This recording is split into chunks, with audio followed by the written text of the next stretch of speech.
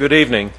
I'd like to call to order the Monday, May 4th meeting of the Cabarrus County Board of Education. This is our work session and our public hearing on redistricting elementary schools in the Odell area. I'd like to call this meeting to order. Board members, I'd like to set the agenda. Do I have a motion? So moved. David Harrison. Do I have a second? Second. Carolyn Carpenter seconds. All in favor of the agenda as written, say aye. Aye. Aye. Opposed? That is a 7-0. Ms. Monroe? All right, we're moving on to item number 3, and this is the proposed Odell redistricting. Dr. Louder will be presenting, so I'll turn it over to you. We just wanted to make sure before we had the public hearing that we kind of identified what the changes were, and then made sure that we let everyone comment. I also wanted to point out to you that we really found one section that we should have included when we put this out before, and we wanted to make this change now and make it public and make sure you guys knew it, and then we'll publish that tomorrow and put it at the schools, and it'll be out for a week before you guys vote on the redistricting. So let me try to show you. It is, in essence, it's the North Chase neighborhood, which has 13 students, which would essentially increase Cox Mill by 13 students, and it would make the boundary there be what I think is a fairly intuitive boundary, which would be Harris Road and Poplar Tent. So I'm going to show you on the map. It's actually, we colored it green right there. It's a section that what was posted out there now, it doesn't include, but we want the final proposal to include. So it's this area right here.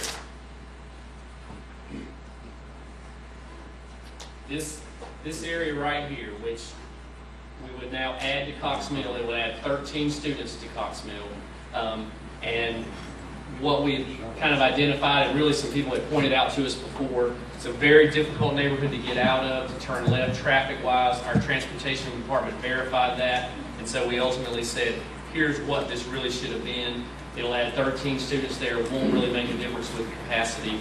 And so tomorrow, assuming that you guys also support that, we'll add that to the proposal. We'll put that on the internet. We'll post it at all the schools that are affected, and then it'll be part of the proposal to vote on next week. Okay.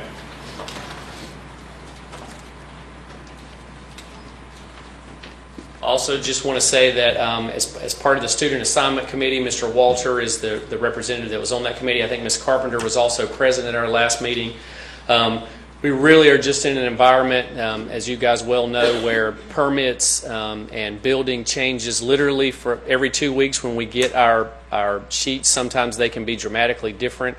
The one we got at the beginning of April was pretty different. We got that actually the day that we made the proposal, and as we said we would do, we sat down again with the most recent information that we had and tried to look at what we thought was the best proposal. And when we did that, if all the students are generated from the permit, it would still mean that there are 180 predicted students that could go to Cox Mill and almost 600 students that would still go to Odell. And when we looked at those numbers, we felt like the current proposal you have in front of you, plus the 13 students that I just showed you, is the best way to prepare for the growth in the Odell area. And so, again, it was unanimous by our Student Assignment Committee to have the proposal that you have, and we feel like it is the best one. And certainly just wanted to make sure you were aware and that we clarified, and then we could hear from the public that wanted to speak. All right, Dr. Louder, thank you. All right, board members, I will turn it over to you. Are there any comments or questions regarding this proposed redistricting plan?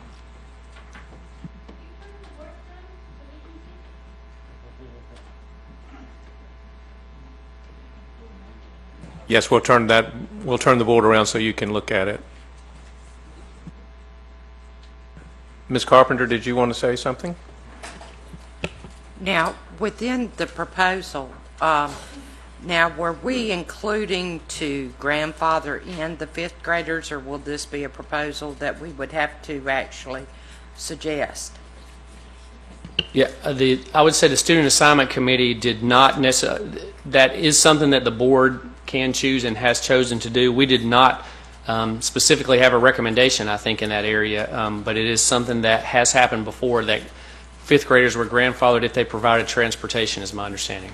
Okay, because I know in the past and with the way the fluctuation or way the growth is, and I know that with a lot of the emails, which I want to thank all the individuals, and I have read all the emails we've gotten, and we have been inundated with quite a few, and I think a lot of the ones that I have read, there has been a lot of concern, especially for the rising fifth graders. A lot of the parents have said, well, gee, I want my fifth grader to stay because they, this is their last year there.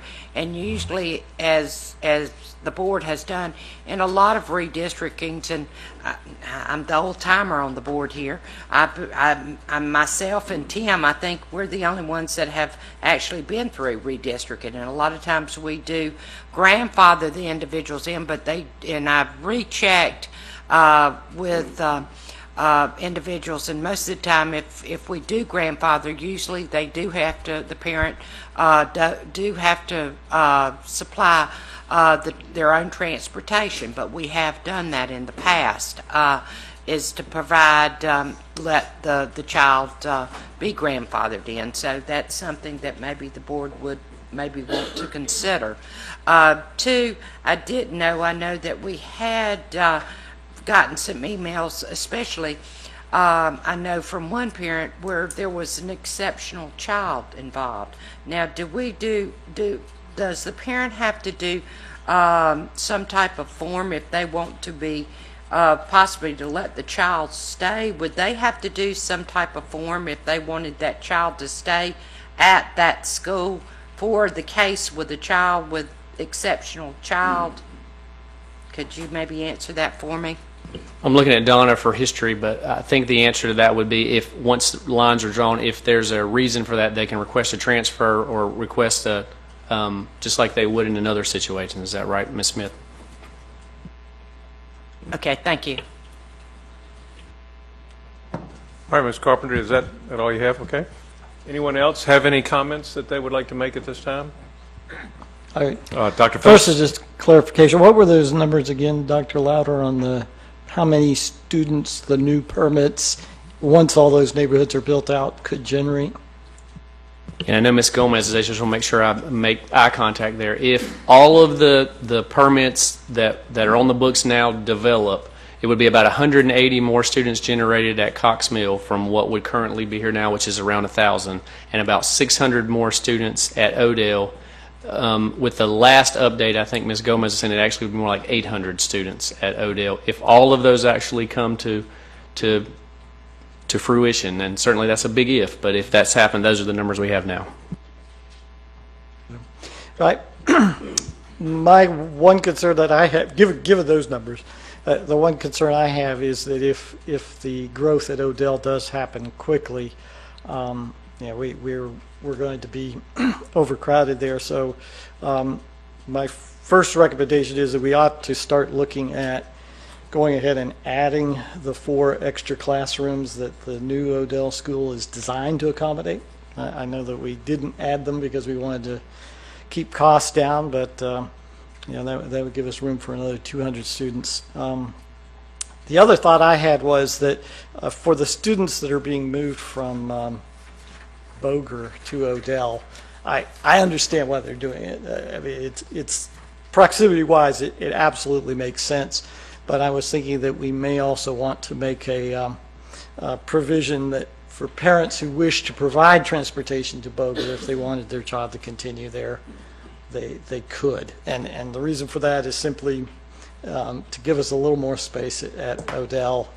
But again, it would just be strictly voluntary. It wouldn't be required. And I think that we should stress to parents that one of the reasons why we're making the change is that these students are going to go to Harris Road and Cox Mill as the current boundaries stand. And so this is a way to keep a cohort together rather than splitting them asunder at the end of 5th grade. And some of them going to Northwest Middle School and some of them going to Harris Road. But anyway, I would just put that out as a possibility to still say if you have close ties to Boger and you're willing to provide transportation, we could let that happen.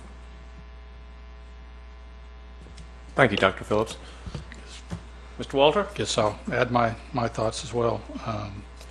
The whole plan is basically, it's based on future growth and predicted growth. So, I mean, just looking at the numbers now, it's a little, concerning that we're going to open a new school at 78% capacity. But I guess that'll fill up, because last year, I think our initial report was really to reduce the population at Cox Mill, which is now at 116%, and to bring that down to close to 90%, so they wouldn't have to use all the portables. By this adjustment, we're really not doing any of that. We're just keeping it at 100%, understanding that the growth is coming, and that's where the makes sense to me. Because if the growth did come, we're over capacity at all our schools anyway. But just keep that in mind. Right now, we're going to be opening those two schools, one at 77% and one at 79%. Thank you, Mr. Walter. Anyone else have any comments? I'll go ahead.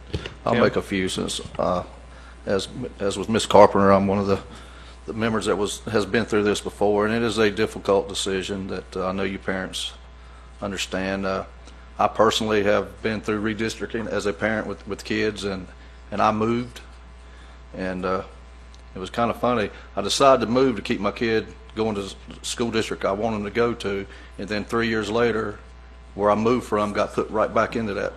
So, but anyway, it all worked out. But the things I have learned in the last 5 years in redistricting is the staff does a pretty good job. We may tweak it a little bit, along the way, but their success rate has been about as well as you could do, and I've got all the confidence that this committee has came up with a good plan. So. Thank you, Mr. Farr.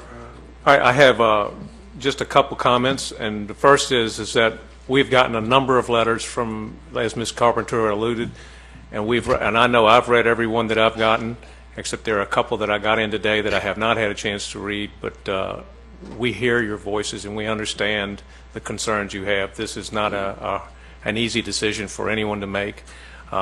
We were giving a blessing the fact that we did find out about this 551 home subdivision as our student assignment committee did re-meet, and that did help refine the lines. We didn't have that on the radar until they actually went and got approval from the Concord zoning folks. So that's how fluid the growth patterns of this county are. One of the comments that I had, though, Dr. Louder, on the Odell, which seems like we're going to use Cottle Creek Reservoir as a natural boundary, and then we, for some reason, go ahead and slide Rolling Wood Forest, which is still on the same side of the natural boundary, over in and keep that in at Boger rather than having that at Odell. And I would propose it's only 29 students that the students in the Rolling Wood Forest, Cessna Springs subdivisions around Unce Road and Idlewild Drive, Trail Road, and Goodman Road, that those folks, those children, would go to Odell, but we would grandfather. I will say we need to conduct ourselves really nicely in this, and we'll have a chance for the public to speak. So I'd appreciate any more outbursts to be halted. Okay, thank you. And then if the parents wish to attend Boger and take their kids there, I think that we should use that natural barrier that we have, because if you look at 73, you're having to push a bus out there for 29 students all the way down 73 to get there, and I think that that's an ill-advised move. I think we should give the parents the option of going to Boger, but that's just something that I think that this board needs to think about as we go forward. On the other side of the interstate, south of Interstate 85, there is a currently on the north side of Poplar Tent Road, there is a small section that's going to Boger right now, and there are no students in it, but from what I understand from Ms. Gomez, and she's done a wonderful job. I don't know if she's here tonight. There you are. And thank you so much, Joe, for all the hard work that you've done to try to pull this together for us and answer our questions. But she did say that there's a subdivision that's platted there for close to 300 homes. Is that what I read? So, apartments. Oh, 300 apartments. Okay. So, So I still would agree with keeping that one at Bogert, but that would be on the south side of 85, and it's just a small slither of property there. But I wonder if we should consider moving that one to Fur instead, just because of the bus routing and the natural division of Cottle Creek that is right there along Poplar Tent. Again, something to consider. So, does anyone else have any other comments that they wish to make? All right, board members, we'll reconsider this. This is on the action agenda for our May 11th meeting. And Do you need to make a motion for those comments or changes that you proposed, or is it? no, I'm not making any motions until our action meeting. I'm letting you warm up to them. So, all right. Any other comments? If not, then we will close this item and add it to the action agenda. All right, ladies and gentlemen, we're now at the open public hearing for input on the redistricting plan for the elementary schools in the Odell area. I need a motion that will move us into the public hearing. So moved. Second. All right. Dr. Phillips and Mr. Harrison. All in favor of moving into the public hearing, say aye. Aye. Opposed? All right, we're now in the public hearing. All right, we have speakers who have signed up to participate in this, and we have their names, so I'll read them in order. The four people that I have that are signed up at this point are Mike Drazy, Eric Smith, Joe Berg, and English Sheely. So we'll start with Mr. Drazy. And Mr. Drazy, if you will come up, you're speaking for the Cannon Crossing neighbors, so you will have a 5-minute period of which you can speak to us, and I appreciate your time. Thank you, sir. Thank you. I speak with you today on behalf of my family and several neighbouring families in Cannon Crossing. I want to start by firstly reminding people of what a great problem it is to be able to build a new school. It is something many communities can only wish for.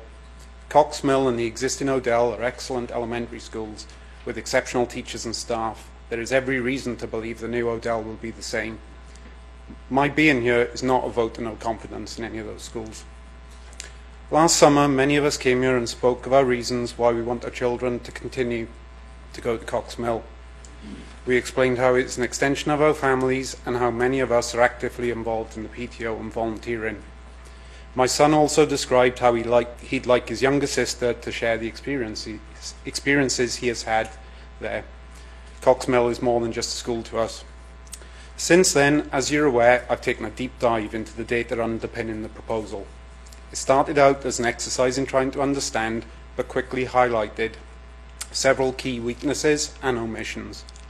I recommended an alternative based on a thorough look at student numbers, its effect on local traffic, and consideration of future residential growth.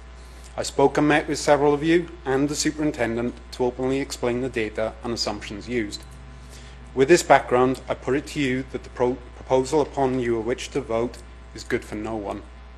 To explain why, without drowning in detail, let's talk about what it means for capacity at Cox Mill. Per the 2nd of June 2014 presentation on the county website, Cox Mill is described as being at 116% of capacity with a target of 87% to allow for future growth. It provides no estimate or vision for that growth.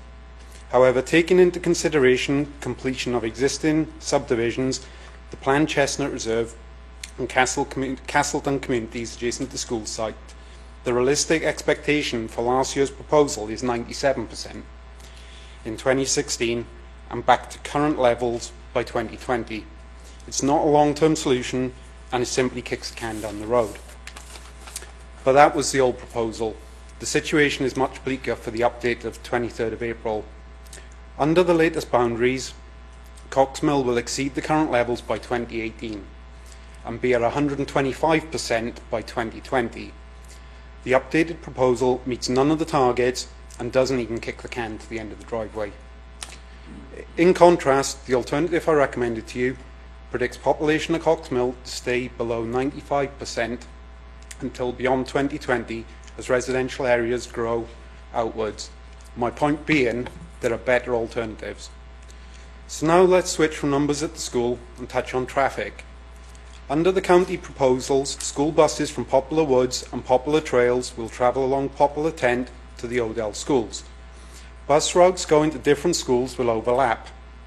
Coupled with other expected growth, this will worsen traffic volumes on the already busy stretch in front of Carolina International School.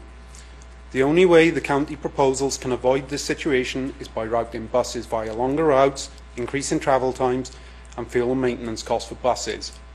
In contrast, there are alternatives which can reduce those student traffic volumes by significant numbers, avoid overlapping bus routes, and reduce distances travelled.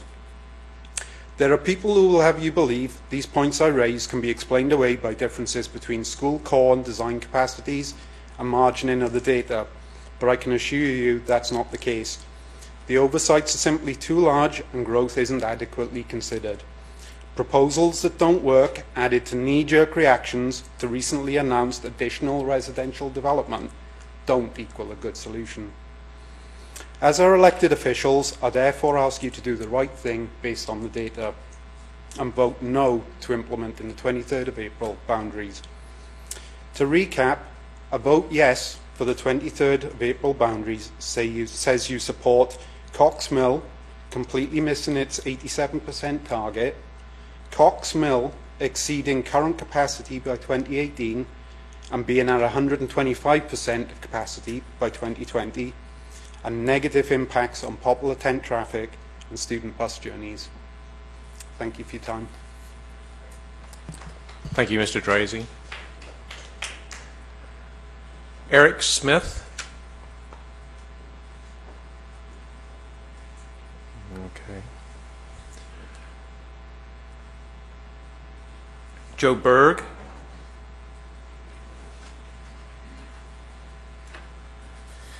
Good evening, Board. I will be rather quick. I spoke to you last time as a representative of the North Chase subdivision, and with the information that we received this evening, I just wanted to reiterate and also speak and say, as a resident of North Chase, that we do support the changes that you mentioned, Mr. Louder.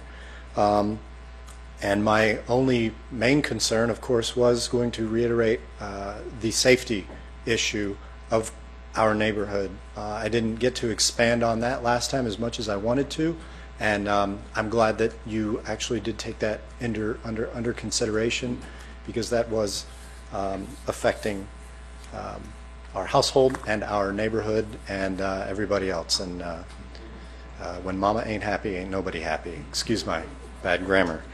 So I'll leave it at that. I agree with the new proposal to include the North Chase subdivision, and thank you for not forgetting about our small little community. Thank you very much. Thank you, Mr. Berg. English Shealy. I was also here on behalf of North Chase. And I share, obviously, the safety concerns.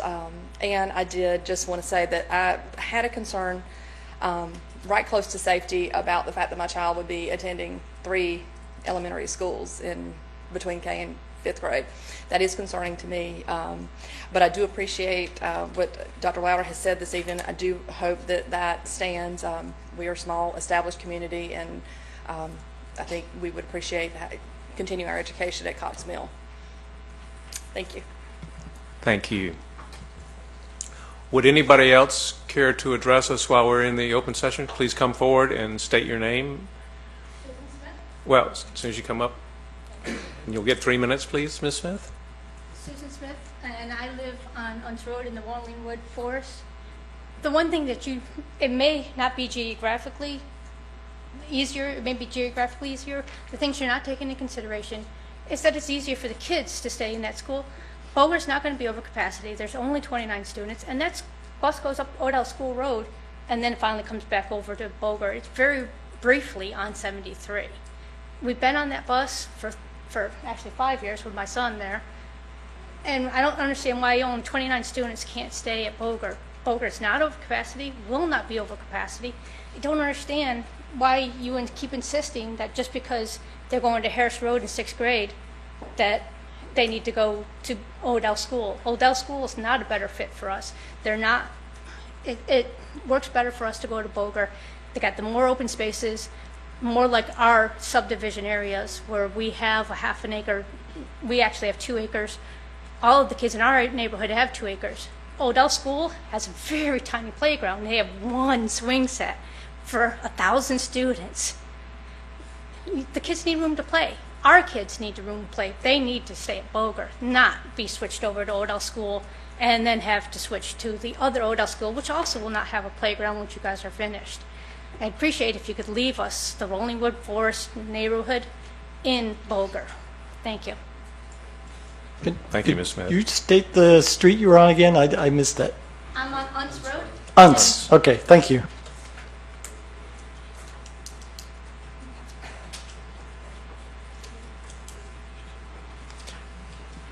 Would anyone else like to come forward and express their opinion? Yes, ma'am. Come forward, please.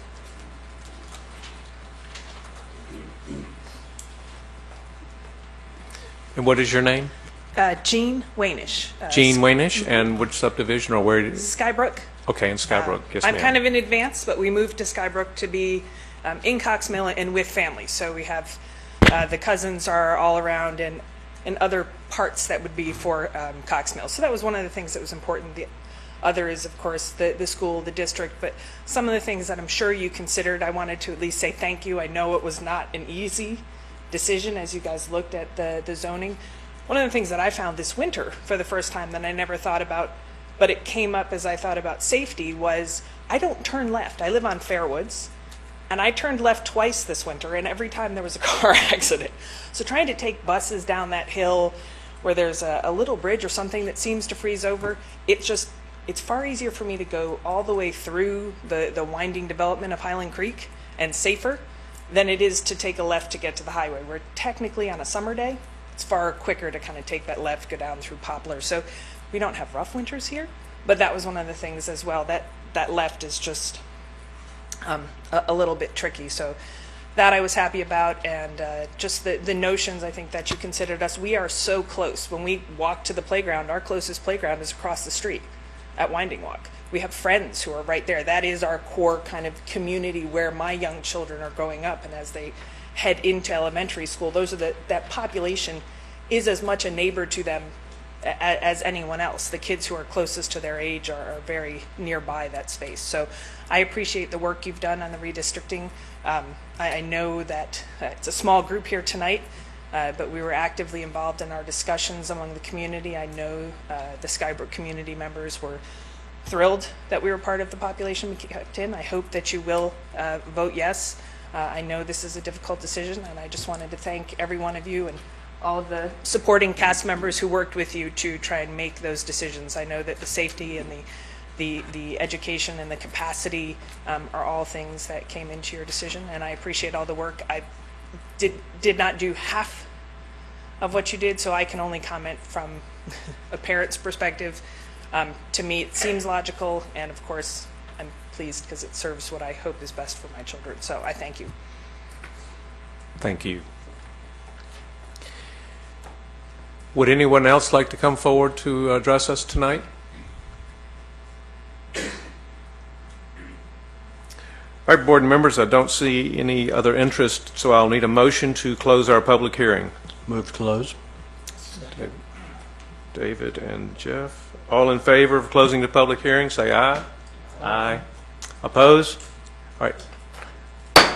Public hearing is closed. All right, board members. We'll now go into our reports section. Our first one is a report on the intern program, and Ms. Carpenter and Mr. Hunter Moore will be presenting.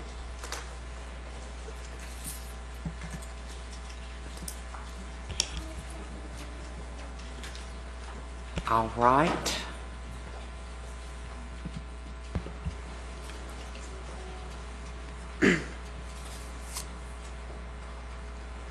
Well, Hunter, I'll let you start off and then.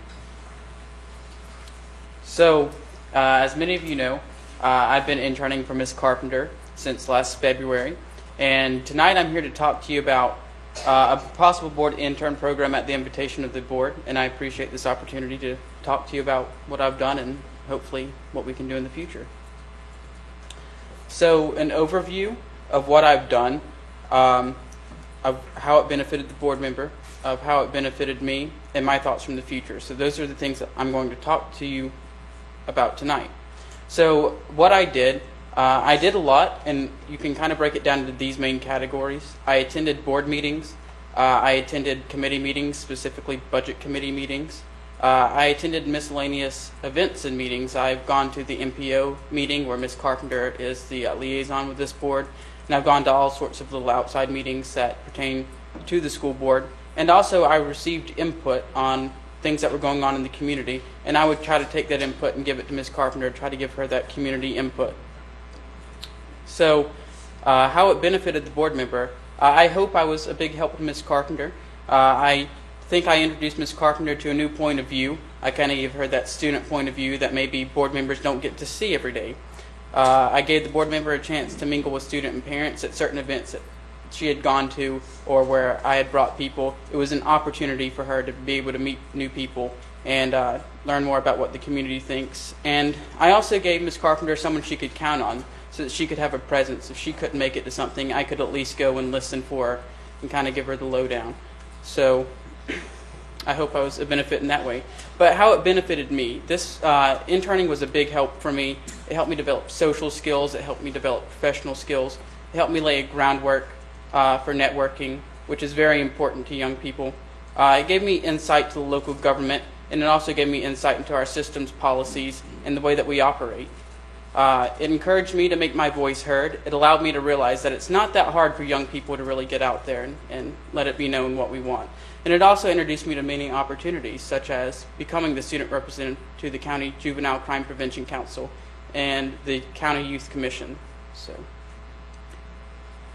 for my thoughts, I believe there was a little bit of conversation in the previous board about interns should be, and I believe interns should be for an individual and not for the whole board. I also believe each board member should be limited to one intern. And I think that we should make this part of the culture of the board. We should really reach out and start encouraging students to become involved with the board. An intern program would benefit both the board and students. So I think interns should serve 1-year term, 12 months, not an academic year, but a full year. I also believe that interns should be juniors to seniors, with a preference given to seniors because of the fact that they're graduating. There was some question about should board members, how would these be chosen? And I believe each member should be able to choose if they want an intern, and if they want an intern, how do they choose? They could go through guidance. I emailed Ms. Carpenter. They could put out applications. So I do believe a lot of this should be open to board members specifically how they want to deal with their intern program. And any questions, I'd be glad to answer. All right, board members, I'll turn, Ms. Carpenter is going to be first, so I'll turn this over to her since you were her intern. Okay, well, what I was going to do, I'm going to give y'all a little history here. Now, he's laid out this, but how this all came to be. Some of you may not know how this all started, but I'm going to give you a little history lesson here, how this all came to be. This young man in front of us, he went to his civics teacher, and he had decided he wanted to learn a little bit about government, but he really wasn't sure which one he wanted to go. He didn't know if he wanted to go to intern for, say, the commissioners or the school board. He knew he wanted to do something, so he started kind of watching the meetings and looked at the school board and looked at the commissioners' meetings. And so he went back and he decided that he wanted to go for the school board. So he started watching our school board meetings, and a lot of you were not on at the time. And so he started watching the school board meetings and started watching each of the members. And he decided he wanted me. And so he wrote me an email and asked if he could become my intern. And kind of surprised me too, guys. And so I'd never had anybody ask me something like that. So I said, well, okay. So I contacted our attorney and asked Mark if he could maybe write up some type of agreement, because we had never had this take place. And so Mark wrote something up and got Hunter's parents to sign it, and also we contacted the school to let them know too, because we had not taken on a challenge like this before. And so we had an agreement with everyone, his parents, so they knew what was going on, and also the school system, so everybody knew what was taking place. And so this worked out very well. And as Hunter mentioned, we had interaction, that Hunter was able to attend a lot of the things, the budget. I think that was very educational for both of us, I think. And two, we got to the budget. I think you even sat in on some interviews for some of the architects, with some of the other board members. So it's been very, very enlightening. And so what we're bringing to this board tonight is to decide how we want to set this up, whether each board member would like to have an intern, if we want to see the program progress on, and if each board member wants to have an intern. I think it's been a wonderful program. And the other thing that has come to, that I've thought when we talk about having a year one, I know that our clerk to the board, a lot of times, Eileen needs a lot of help, and it's been, I think it would be great if we had our intern, if the intern is not doing, with us, that maybe the intern could help Eileen, maybe with filing, maybe with helping her do some of her things, when they got out. So I think it would be, and that too could show some of the things that we do. And I think it could be a big help to Eileen, maybe answering the phone and things like that, maybe during the summer months if it was a year-long intern. And this would maybe give Eileen some help that she desperately needs. So this could be helpful to Eileen also. So I think this could be a very helpful thing for her, and could teach them another aspect of what the board does firsthand. So I think this could be very, very helpful also. And if we had, especially if we had more than one intern, if the board wanted more than one intern. But we would need, I don't know if we want to maybe form a small subcommittee for us to work on the application form, find out how many we want and things like that. But I think I would hate to see this go to the wayside after Hunter leaves. He will be graduating this June, and so I would like to see it continue. I think it's been a wonderful program, and Hunter has done an outstanding job. I wish we had a million more like Hunter, and I'm going to wish him the best of luck in what he does. He's going to be attending Pfeiffer University. They're going to be very fortunate, and I know Hunter will do outstanding at anything he does, and he has been a great intern. And I want to thank the board for allowing me to have him as an intern, and I hope we will continue this program. And thank you very much. Thank you, Ms. Carpenter. All right, Hunter. All right, Mr. Powell. Yes, sir. Thank you. My only comments were that, we went through the campaign season last fall, and, at the end of that thing, we kind of scratched our head a little bit and wondering how Carolyn crushed Tim and I so much at the polls. I don't know exactly how that happened, but if you guys had a chance to hear Hunter speak on Carolyn's behalf, you would figure out that I think he might have been the secret sauce there.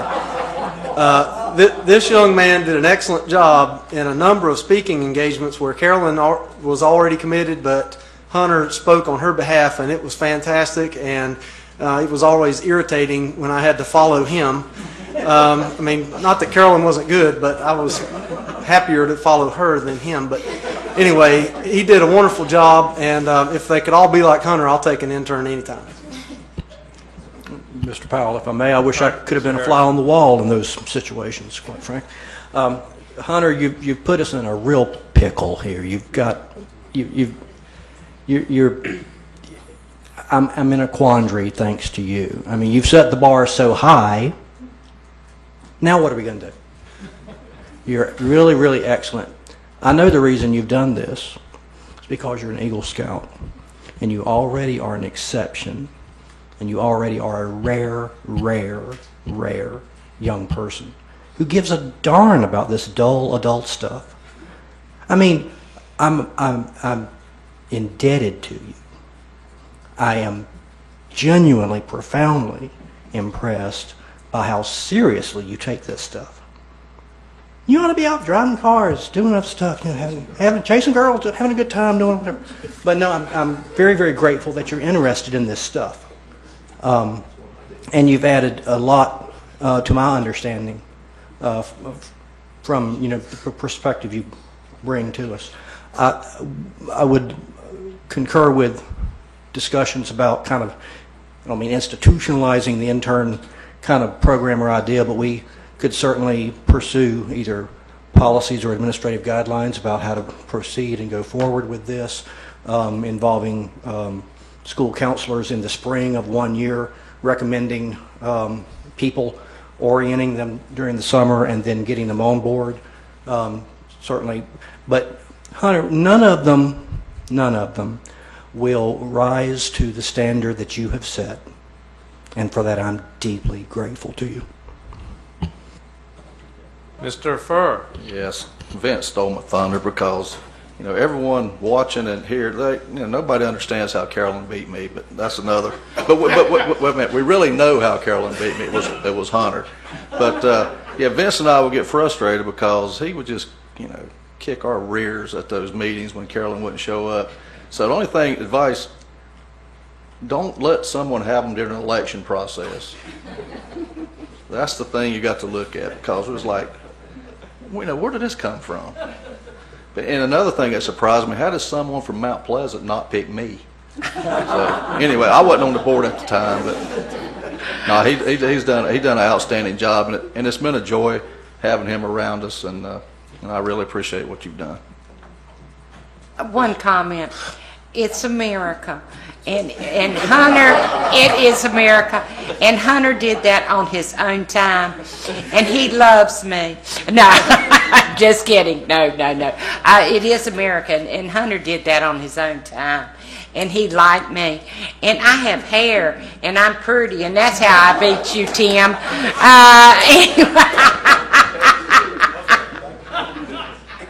Mr. Walter, did you want to say something? I'll say a couple words as well. I was extremely impressed with you as well.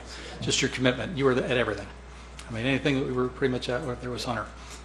Your dedication. I mean, you're going to be a catch for any employer that's going to be hired when you get out of college. You've got a bright future. A couple questions regarding your proposal. I mean, like we were saying, that your dedication, how many hours are we looking at for an intern? What do you put in to this, or what would you expect? Well, the hours I put in varied on what was going on. And it all depends on if you do an intern for each individual member. It just depends on what they want their intern to do. But, you know, I would say you're going to have something going on every week. So I'd say, you know, they need to have at least 2 hours a week that they can kind of put aside, minimum, and say, this is when I can come and help out. So. And most of our events are after hours and things like that. This goes towards community service hours as well? Is that something that's... I'm sure it could for college reasons, but because I had so many other venues where I got community service, I personally didn't count it. Mm-hmm. But it's definitely, a lot of it was just coming in and helping out. So. And you attended some of the events during school hours or during school days? I did. I had to check with my teachers, and then once I got their approval with the administrators, and as long as everyone passed off, I was good to go. So. Again, I appreciate it. I've learned a lot. I think the biggest thing for me is the student point of view that you could bring to us and bounce your opinions off, and I appreciated that. Thank you.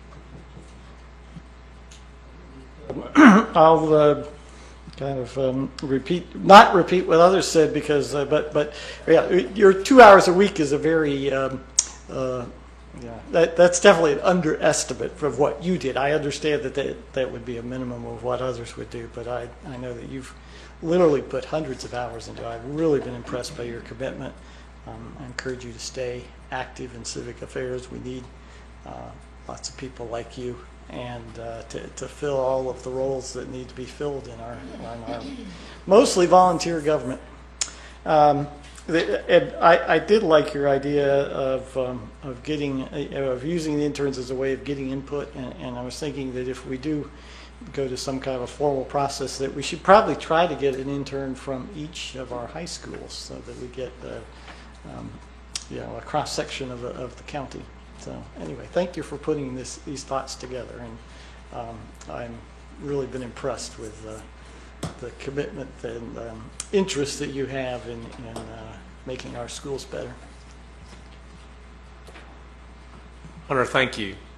I know you've put a lot of effort into this, and I know each one of us really appreciates the time and effort that you did and the attention that you put into every meeting and faithfully coming in here. It's a lot, and I appreciate this presentation. Board members, what I'd like to do is, if you don't have any objection, is we could turn this over to Dr. Louder's his policy committee, and maybe create a process that would be something sustainable, and I think with the 3 board members that are associated with that, and with some of the staff, I think we could probably come up with a way to do this, and then decide how we want to move forward after that. Does anyone disagree with doing that? Okay. Thank you, Hunter. Thank you. All right, board members, we have an action item on our agenda tonight that we have to do, and this is the approval of the Carolinas Healthcare System Affiliation Agreement. You received this last week, if you remember, in a special email, and then it's also on our agenda tonight. So Ms. Conger is up here to talk to us a little bit about it and give us a little bit of a rundown. Oh, sure, and this will only take a minute. This is an affiliation agreement between Cabarrus County Schools, Kannapolis City Schools, and Carolinas Medical Center Northeast. This is an agreement that we've had for quite a while, but it needed updating, so it's gone through several iterations between our attorneys, Kannapolis attorneys, and then Carolinas Healthcare System. So we've got everything ironed out now. We're ready to go. This will provide our students the ability to participate in clinicals each semester. These are students who are in the highest level of health science education in our high schools, and they're working toward a nurse aid license. So as soon as we have approval on this, they'll be able to go to the hospital and begin clinicals. Do you have any questions? Board members, do you have questions? Mr. Harrison, I see. My wife, being a nurse, explained clinicals and explained the certificate or program that they are in, Okay. as it opposed as it relates to the career pathway of being. Seems like a lot of medical fields first start with CNA types of certifications and then move on to everything else. That's exactly right. This is a baseline for most of our students. Many of these students want to go on to do something else. They either want to go to nursing school, in which case they will need to have that nurse aid license. North Carolina grants that, and they participate in clinicals where they do hands-on activities that are deemed appropriate for them to do with the training that they've had. That may be bathing patients, pulse, anything that a nurse would allow them to do in that setting. So they are regulated by all the rules and policies by the hospital, and they have 3 RNs, 2 from our district and 1 from Kannapolis, that work with them to make sure that what they do is appropriate. Does this give them a leg up at all getting into Rowan Cabarrus, into absolutely. pre-nursing or nursing type programs? Yes, it does. If they don't take the class with us and earn their NA, then they'll have to go to either a community college to go ahead and So get in it. So effect, this saves them some tuition Yes. money at least Yes, it does. up front. It does, and we are able to work with 60 kids each year. Each each high year, school? Every high school? That's everybody altogether. We can only take 10 students per teacher, and that's a state rule. And so where are these teachers located in these programs located at which facilities? The teachers, we have 2 teachers from Cabarrus County Schools, and they are at the Cabarrus College of Health Science in the morning. And that's where they do their hands-on work with the kids. And we have 1 teacher that comes from Kannapolis City Schools. And that's been an agreement that's been in place for almost 20 years, long before I came here. So we work together to provide all the activities and bookwork that they need to proceed. So our high school students are going off of the campus of their Yes. high school to Yes, Rowan sir, they are. Cabarrus, even though they're not in the early college program And per this se. is not through Rowan Cabarrus. This is Department of Public Instruction course. Okay. And then our teachers who are registered nurses teach those courses. Oh, okay. All right, fine. So, but where are our students coming Ours- from? From each of the high schools. So Okay. they're from A.L. That's- Brown and all 7 of our high schools, Mhm. and they make application to participate in this program. Okay. And any fee or any charge or cost up front to the students No, and the the only thing families? that a student would have to pay is to make sure they have immunizations, and if they can't afford immunizations, they can go to a health clinic to receive those for free. But this is a career path program. Yes, it is. Thank y'all very, very, very, very much for all you're doing. Mr. Walter? So they'll leave Cabarrus County Schools with a CNA license? Is that Yes. how it works? So you actually go and do the Yes, testing before? they take the test, and if they pass the test, then they leave us with a nurse aid license. And these are all seniors that are doing These the are clinicals? only Are they seniors, 18? yes. They're over 18 or are they not No, over? no, they can be 17, as long as they're a senior and they've had the appropriate coursework, then Then that's they're not, okay. that's not an issue. Yeah, no, I think the hospital's allowing them to do this Yes. clinical work even at 18. I think with Yeah, under 18. The Department of Labor yeah. allows for these, what they're doing is very minimal, and they have someone with them in the room if they're doing anything more than blood pressure. Okay, I just understand some of these clinicals can be pretty, I mean, I don't know, they're difficult work. It's Yes, they difficult are, job. but It's a they difficult have checkoff lists, and that's the term that they use, but they're checkoff lists that each student goes through prior to going out into the field. So we know that they're ready to go do anything that they've asked them to do, as long as it's on that checkoff list. If it's not there, they're not allowed to perform that function. Thank you. I just want to say real quickly, this is a great program, as Ms. Conger said, it's been in place for a long time. We just have to have it signed. There's actually a sense of urgency with this that needs to be signed tonight, so they can go there tomorrow, and that's why we got it on the board meeting tonight. So again, it's very established, great program with a great history. We just need to make sure the students can go there tomorrow, and that's why we got it on the agenda. Thank you, Dr. Louder. Well, did you want to say something, Tim? Ms. Carpenter? Yeah, let's make a motion to approve it. Well, Go. I'll second it. It's talking about professional liability insurance. Yes, ma'am. Is that us or them? We pay that. All districts in North Carolina can use state and federal funds from Career and Tech Ed, and we use an insurance company that's, everyone in the state that's Career and Tech Ed uses more insurance, and we use them for $3 million worth of professional liability for each student. So if one of our students has an accident or something happens to a patient, we're covered and they're covered. Okay, so we. Yes, ma'am. all right, board members, I have a motion by Mr. Furr and a second by Mr. Powell. Before we go into vote, I just had a couple comments. One question, and Mark, you were in on this.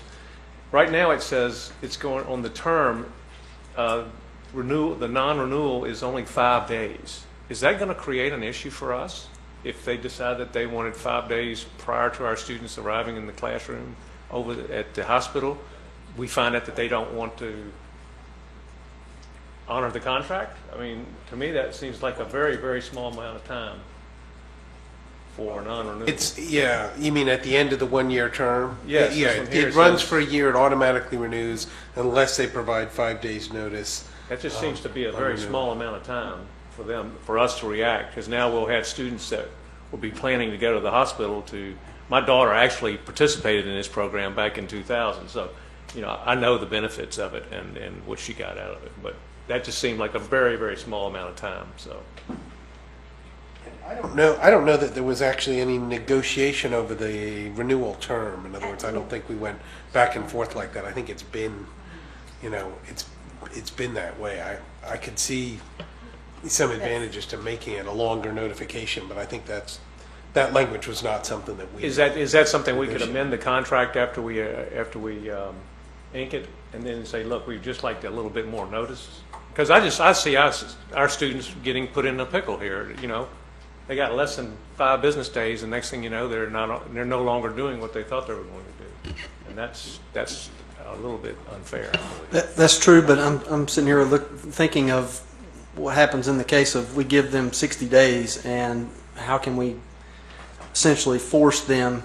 I think the 5 days at least gives them as long as possible to see if they can make that program work.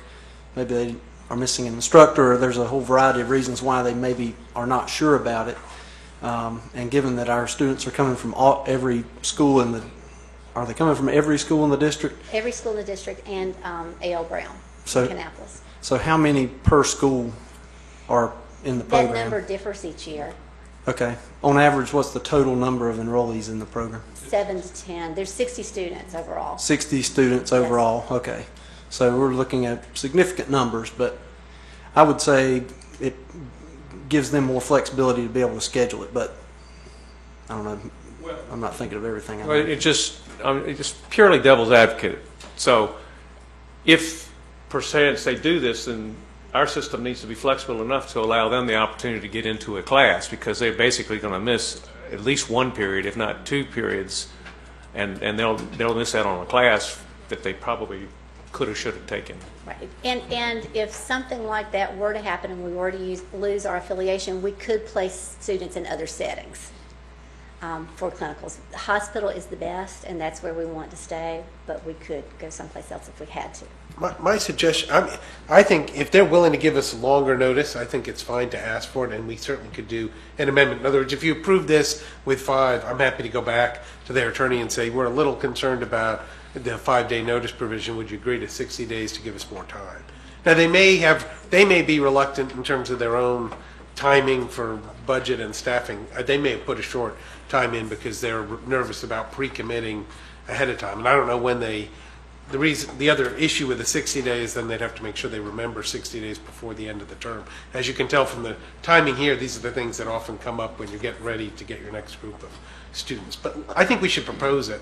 I don't know that it's a reason to reject this agreement, but I think it is a worthwhile suggestion. It doesn't look like it's tied to the end of the term. I mean, it just looks, if something comes up, they have 5 days they can either party can terminate this thing.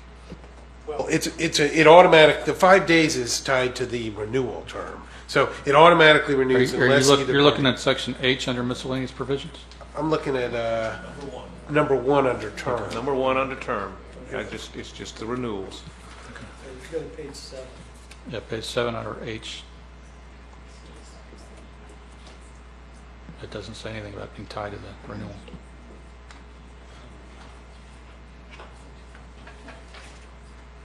It seemed like it covered everything. If you have mental breakdowns on this, then it would continue to renew, and you wouldn't have to worry about, because it automatically renews. So I didn't have a problem with that. I just saw the 5 days. I just asked. Mr. Wilder's point is correct in that we're talking about 2 different 5-day periods. There's a 5-day renewal, which means it automatically renews unless at least 5 days before. So it's May 1st, so you'd look at each April 25th would be the deadline to say we're not going to continue it. You're right, on page 7, there's also a termination without cause that you can give 5 days notice to say we're going to end the agreement. Either party can say it's not working out, we're going to end it, and the only proviso is any student currently participating gets to finish out that rotation. So if they've already in, the students that start tomorrow would get to finish, but they could say for any new students we're going to terminate it. And you're right, as it's worded, either of us can do that at any time if we simply decide we don't like the affiliation. Dr. Phillips. Well, I certainly agree we should go ahead and approve this tonight because we don't want to throw a monkey wrench in the works. But what would be helpful is if the agreement could actually run through till June 30th of next year, and then have all subsequent ones run from July 1st to June 30th. Because then we don't run into this thing in the middle of the school year where it's like, oh, we're going to make a new agreement. So maybe that would be a suggestion. Go ahead and sign up and then make a suggestion that we do some small amendment to change the effective dates. That makes sense to me too. Right. I think that's a very good idea, and it would help us in the long run. Good idea. All right, so board members, we have the motion and the second. All in favor of inking this contract, say aye. Aye. Opposed? All right, motion carries. Thank you. I'll sign it as soon as the meeting's over. Yes, sir. Thank you. All right.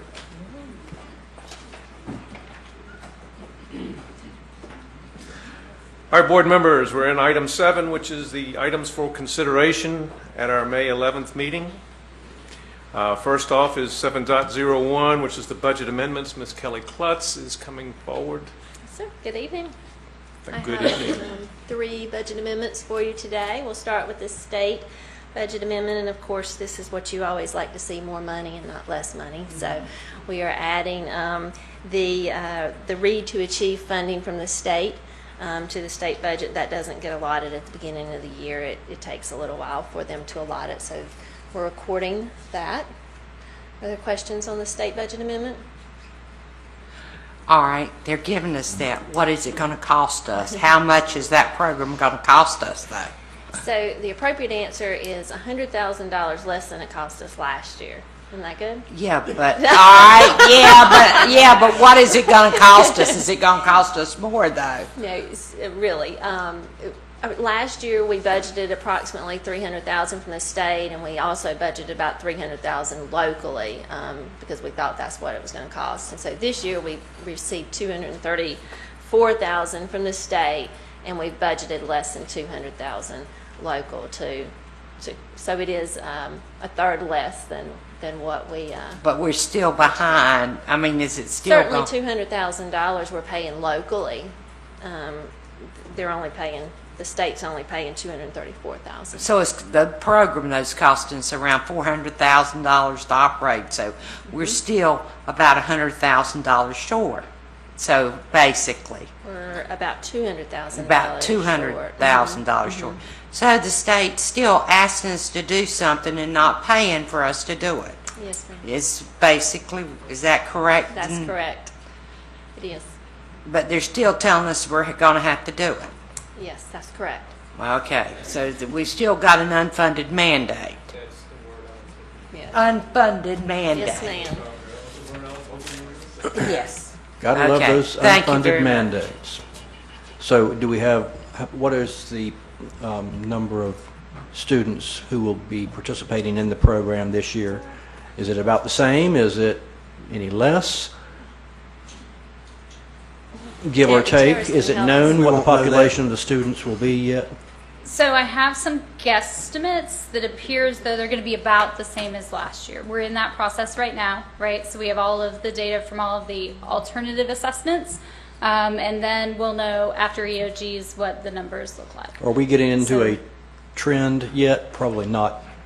But what number of students need this program in the summer from last year and we project for this year? We're probably looking at about 400, but the legislation has changed, so we can offer it to students who meet the good cause exemption. We had a lot of families last year for students who were English language learners or exceptional children who wanted their students and would benefit from the summer program. There is also a caveat in there this year where parents can pay tuition if they want their child enrolled in the program, so we're offering that as an option. Our summer reading camp last year was phenomenally successful, and so we've had calls from parents saying, even if my child passes EOGs and they've met the requirements, can we enroll them in the program? So we're also looking at that. So we're looking somewhere, depending on how many families want to pay tuition, how many are required, somewhere between 400 and 800 once we have all of the data across the county. And how are we planning the rollout and the communication to parents? Because of course there was high anxiety last spring and summer about the prospect. I know it was successful. You know it was successful. It set students up in the summer to be successful in the fall. I'm absolutely confident. But there was, of course, all that very, very intense anxiety and worry about stigmas and that kind of thing. This is a leg up. This is helping a child be successful. If they're not successful at reading by about the third grade or fourth grade, things get disproportionately worse thereafter. I'm absolutely certain you and the staff and the reading teachers in the summer know that and are dedicated to that. But what is our plan or how to communicate to parents the really tangible benefit to their child for this summer program?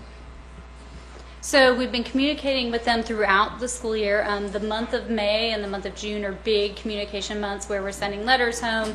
Teachers have had conferences with parents, so I think we have that in place. Okay. So we'll be. Just there's a lot less anxiety this year than there was last year with this program. So. Okay. Thank you. I'll look forward to your report to us about parent buy-in and confidence early on, even though we are certain that it is effective, but parents have got to be informed, I think, pretty thoroughly about the benefits to their children.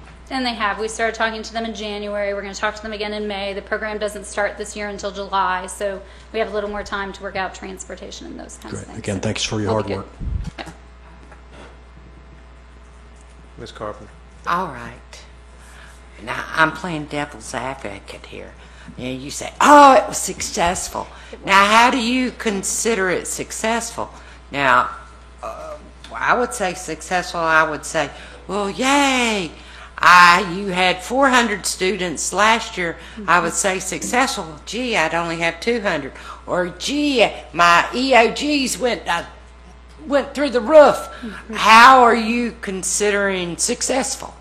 So it's a different group of students this year, right? So they're rising fourth graders this year. They were rising fourth graders last year. So it's a different cohort. So the numbers do appear to be about the same, but like I said, I don't know that. Our success, I think, was really based on several different things. We did parent, student, and teacher surveys, all which had really good data behind them. We had test results from the Read to Achieve assessment that was given at the end of summer camp, where we had, I'm not going to know the percentage off the top of my head because now we're planning for this year. So don't quote me, but I want to say about 17% or so of kids who were successful who were not on the EOGs. And if you look at their entry data for the third graders on the Reading 3D assessment going into fourth grade, their scores increased. So we have a lot of student achievement data and we have a lot of survey data to show that it was successful. We also have comments from teachers just saying that the kids love to read, they're much more engaged, the ones who attended the summer program, and we didn't see that summer slump that often happens. So we have a lot of good data to show that as well. So we want the program to be equally successful this year, which is why this budget, we're getting money from the state, but we're going to use a little bit more than that. And if I may, can I toss in, just my bet, but that teachers love this program in the summer. It's an extension of their income, and I know that, but what I mean is that they probably really thrive off of the opportunity to focus their skills and talents in this environment for this summer program and to really show what they can do and how they can raise up a child's achievement. I'll bet I hope it is a very well received program by the teaching staff. I would agree with that, and we have a large majority of the staff who taught last year who have reapplied to teach and will teach again this summer. So I think that speaks to that same idea. So, all right. Will we be able to track those that participated in Read to Achieve summer camp last year on their EOG in fourth grade? We will. To see if that sticks. We will. All right. Back to budget. Dr. Phillips? It's very interesting how this budget discussion has turned into a programming and curriculum discussion. But what I would suggest, what I would request is that we have a report on last year's reading program so that you can come up with the numbers, the data, and what you've seen so far from the children who are now in fourth grade this year, and also maybe highlight for the public the opportunities that you just mentioned about that the parents could choose to put their children in the camp as well if they're willing to pay tuition. I think next week is going to be a very busy week in terms of a lot of awards and recognitions, so it probably would make more sense for the June first meeting in June perhaps to do that. Is that going to be a good time for you as far as the end of grades or EOG's scoring? Because it sounds like that's what you're actually going to use as part of your empirical evidence that something actually happened in the We may not have it for the fourth graders, but we have other data that we can use, so I think it'll be okay. One thing I would like, if you go to that length, do you know, because some students were able to opt out of Read to Achieve if they went and got private tutoring on their own. Are you tracking those students as well? Are you aware of that? I guess you had to be aware of those students because they were expected to be in the program. So even if they were relegated to the program but then elected to go off and do their own private tutoring, it would be nice to know if that was effective or not. I don't know if you can get down to that granularity, but Yeah, we know who they are, but we haven't been tracking their data as closely as we've tracked it for the other students. So, But I think if they were going to be forced into the Read to Achieve process, then we should track all students that were supposed to be part in of the it. process. Yes, that's the way I would think. Okay. Mr. Powell? Which may touch my next question. So if they choose not to participate last year, or they chose not to participate, we can track those for any reason, whether they got private or not, correct? Is that what you're... Well, they had to have private tutoring if they did not participate last year. So if they choose not to participate this summer, then who makes the decision to promote or retain? So it's a similar decision to what we would do for any other student K-5. It's usually parent, teacher, administrators having that conversation about the child. So the state has changed the legislation some where we can look at multiple data sources and make a decision with teachers and administrators and parents. So there's a little more leeway. Okay, so ultimately, I guess the principal makes that retain, Ultimately, yes. promote, retain decision, Yes. which I think has always been the case, maybe. Except for last year. Except for last year. I thought the last line in that legislation said principal makes the decision. But anyway, is there a rollout plan for this year that we could see, or A rollout plan for summer camp? for the summer camp? There is a Read to Achieve webpage. If you go to the curriculum and instruction page and you go to Read to Achieve, there's a webpage that has all of the details for parents and the community to see what's happening with Read to Achieve throughout the year. There's also, if you go to Harris County Schools All Departments Summer Camp, there are multiple summer camp opportunities on that page as well. So you can see all of it on there. You send out notices to the parents way in advance based on some of the testing? Is that what We talked to parents in January. We will send the letters, the official letters home after EOG testing. So we're actually sending a couple of sets as soon as that's finished.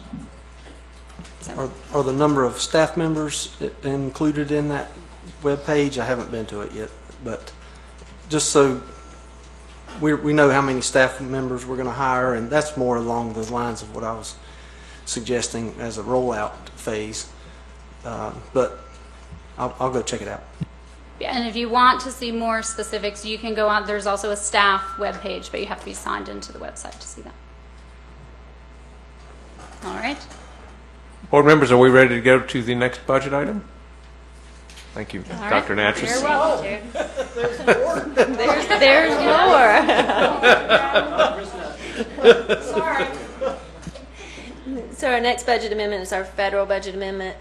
There are some minor changes in a few of the areas, and we're just aligning those to make sure that we went from projections to actual, and there's, so you can see those minor adjustments. The biggest one that's going to get your attention is the one, if it's almost through the middle of the page, it's PRC 114 contracted services, and they're taking $63,530 away from us. And so the way that those funds work is that those are very specific requests for very specific children and individuals. And what has happened, this was not to go into a lot of detail about our students, but this was a child that needed nursing services. And when that child left our system and went to get services somewhere else, then we have to give the money back to DPI. It's just very child specific. Was that a contracted nursing position, or is that an employee? Yes, it is contracted, and there's terms in there that say, that we don't have to extend beyond what we need the services for the child are. So we're not obligated, I think is your question. We're not obligated to this nursing contract when the child left. So it was only one person then? It was only one individual? These are very individual requests, and so they literally monitor. You tell them exactly what you need, and then there's a report that you have to send back that says, we provided 3 days of nursing services and we applied for 180 or whatever. So it's very, very child specific.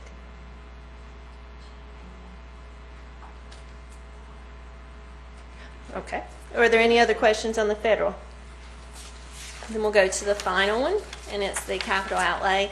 And you've heard Dr. Probst talk about the changes in E-rate funding and what we qualify for as far as billing. And so the budget was established on the approval letter of the application for the amount that we submitted, but in the meantime, they changed the rules and we can't get reimbursement for everything that we asked for, and so our E-rate was adjusted down $75,000. And Dr. Probst has talked to you several times about it's changing and we're losing money because of it, and here's the first indication of it. Does that imply that we'll see future items like this where we have to turn back money in or turn money back into it? Well, and ideally what we would do is not budget any more than we can expect, but this time we had an approval letter and it said you're approved for this amount, and we budgeted that amount, and so now we're finding that we're having to adjust that amount. So as we go forward, we'll budget what we know we're going to get. Hopefully they won't approve something that they're not going to send us the money for. Okay. All right, any other questions? All right, board members, is this action or is this going to be consent? Consent. Okay, we'll move this consent. Before we move on to our next one, which Ms. Reimer will come up. Ms. Reimer.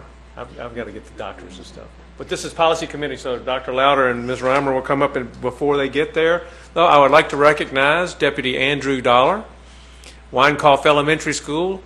He's our SRO over there, and I appreciate you protecting us tonight and offering your services, and really appreciate all the dedication that you've done. And I know that the students at Winecoff love you very much, so thank you, sir. All right, Ms. Reimer. I know you don't know what's going on, but you've got Sue Burns next to you, because she admitted that to me in the kitchen tonight. She said, "I have no clue what's happening. This is not my tally, but we got the expert with you, and Ms. Burns will take care of it." I was up here by myself tonight, so that's really good. Can I say one thing before we get started? I just want to. This is Ms. Reimer's second week, so she has not been involved with the policy committee, so she is kind of trying to catch on. And just want to say how much Ms. Burns in this transition, as I've come on and Ms. Reimer second, Ms. Burns has really kind of carried the torch and made sure that we move forward with policy, and she's done a great job with that. So we want to say thanks and have mercy on both of them. So if there are problems with the policies, then that's my fault, and please direct them to me. But we appreciate what both of them have done in this area. We'll do the best we can. We have 3 policies up for first read, and these are all recommendations from the state board.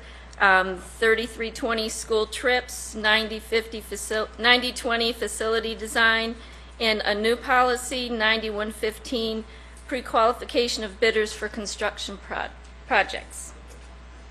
So any questions on the school trips? Dr. Phillips? I just found one little teeny tiny typo at the bottom of page 1 where the red says student fees. There's a period. Okay. So we need to get rid of that period. I should have let the English teacher catch that one, but I couldn't resist. We had some previous discussions about these documents being released in Word doc form as opposed to PDF form.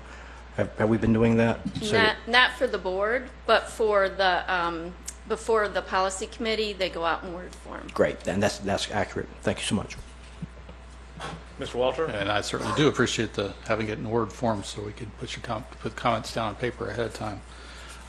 One thing that's not included here, we're not doing the administrative guidelines. Correct. We're going to review that again at the policy meeting in May. We just wanted more discussion and to have more input on that. So we will be doing the administrative guideline for school trips, and yeah, that's the one that's on tonight. Okay, well, I'm not going to comment on that part, but I've got a couple items on this policy, and a lot of that comes, being a parent with kids on trips, so I've got a little background on that, but also just reading through these things, some things that popped out to me that may not be on here, and I've got a couple, so let me start with one. Is we don't really define what eligible student and economic hardship means. How do we figure that out? That really depends on the field trip. So it may be a field trip where they have behavior expectations or academic expectations. So that's spelled out in each individual trip as far as what the eligibility is. Okay. And then economic hardship, how do we define that? With the economic hardship, that can be, that also depends on the trip. If it's a trip that's several $100s and a family has, let's say they have 4 students that are in the same group, and that's an economic hardship, but they may not necessarily be free and reduced lunch, but there is a hardship. So a student that is on free and reduced lunch, they may request that, they may not request it. And there's also, with the larger trips, and that's generally what we're talking about with this, with the larger trips, there's usually ample opportunity for fundraising that allows them to work toward getting their funds for the trip. But if they didn't want to fundraise, we still, I mean, there is a policy or some type of thing that we go through to determine what the economic hardship, they qualify or they don't qualify, or is that? Go ahead. I would just say this is an example of why we want the policy to be broad and not be specific, because there literally probably are hundreds of different types of trips that have all this, and the school is very tuned into that. If there's an economic hardship, they'll meet that, but it varies all over the place. And again, I'll defer to Mark, but I think you want it to be broad like that because the school will figure that if it gets very specific, then it's not going to apply to one or will to another. So I don't know if Mark would agree with that. I actually like the terminology economic hardship. I think we've used it in a few other places in board policy, but it is going to be, it gives some discretion, but it also is going to be specific to the particular type of trip and the financial. So I mean, I think that when you say we're not going to deny it based on economic hardship or disability, the board is saying we don't want anybody turned away because they can't afford to go on the field trip. But you're leaving the administration to decide what that is based on the trip and the economic need. So a parent can come forward and say, I can't go, and you can look at that, and if you decide, you know, it would be an economic hardship for them to have to pay those fees, the school can do it. But it is, you know, so I guess I'm comfortable as your attorney with that language, because I think it gives the flexibility to the administration to decide what is a hardship based on the field trip. It doesn't set, as opposed to saying you've got to be below poverty level or you've got to be on some kind of economic relief. I think that it is going to vary for the individual family and their circumstances. So it would be hard to try to come up with a rubric or an economic level or, you know, dollar amount. I think that would end up being difficult. Just from a school perspective, what kind of an economic impact can that be? And if you leave that open there, it could be a big hit. And if we're required to fund it, well, what doesn't get funded because we're funding those trips? That was the concern or the thought process behind my thought. I don't, you know, I know. Well, I guess I'd ask some of our administration. I don't think we've, even before this language was in here, I don't think we've turned folks away from field trips because of economic hardship, but I don't know that it's been a huge number in terms of budgetary impact. But I'd let the administration. I don't know either. I just know that. So, in other words, I think in practice we've been saying if people can't afford to go and there's a fee for the trip, I think our schools have generally been paying for that. Some schools have a very high percentage of free and reduced lunch, right. And some of these trips, I mean, the ones that my kids took out to South Carolina or the one next year to Washington, D.C., there's significant cost to this. There are, and every school pretty much has this kind of set already. As a principal, I knew that if we were going on a field trip, that every child had the opportunity to go. Economically disabled, it didn't make any difference. So at my last school, we had a committee, and that committee would look at what is the field trip, what are the opportunities to fundraise if it's a large cost to the family, or if it's it's much cheaper, we're going to Carowinds for the senior day and the kid can't afford it. So, but that does go through the principal, and usually your school counselors and social workers are involved, and they're very closely involved with the families in those situations. So it has been somewhat of a practice, even though it may not have been a policy for a long time. Okay, well, I'm glad to hear. Obviously there's something there because it's not a big issue, but just reading it for the first time, those things popped out. And then we have just a change. It says, where is it? Says out of the region, including international travel or overnight trips, may only be taken when special circumstances exist. Well, we have those on a regular basis. I don't think we need to say special circumstances. I think it's the superintendent or designee will be responsible. Basically, you approve those. So that was a comment or change to suggest. Could you remind me where you are on that? I'm sorry. I am down on section A towards the bottom, second to last sentence. Yeah. It says local field trips contiguous to Cabarrus County are preferred. Out of region, including international travel, overnight trips may only be taken when special circumstances exist. I don't think that's what we're doing. We've got plenty of trips. If you look at the broad spectrum of field trips, the majority of them take place in elementary school. There's two.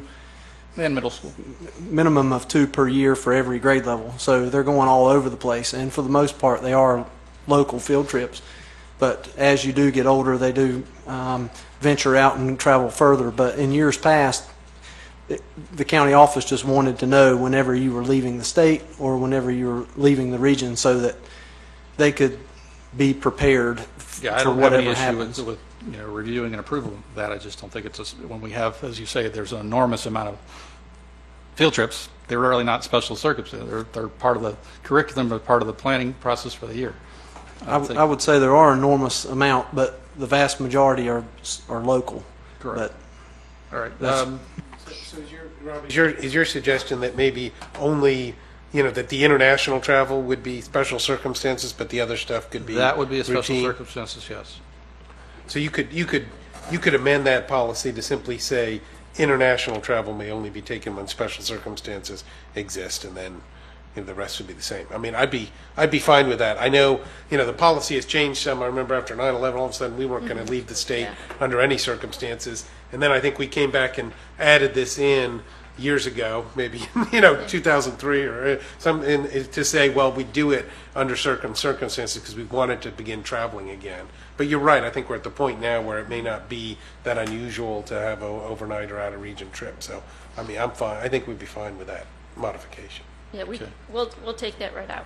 And my other suggestion for item B, last sentence, says the superintendent shall develop procedures to ensure parents are given notice of field trip details, insert and information on chaperoning, because we'd like to encourage parent participation. We could put that here. That could also be part of the administrative guideline. I'm sure the details of that would be in administration guidelines. We're trying. Do you want that added? We're trying to promote parent involvement. That's something that parents can get involved with a field trip for their child. I think that's, if we don't do that on a regular basis, that's one thing. But most of the field trip permission forms I've seen have asked parents to participate. Under D. So we're doing that?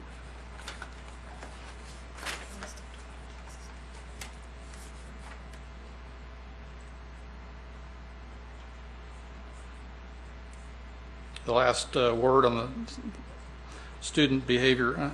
Well, I guess we'll worry about that later. I don't want to get in.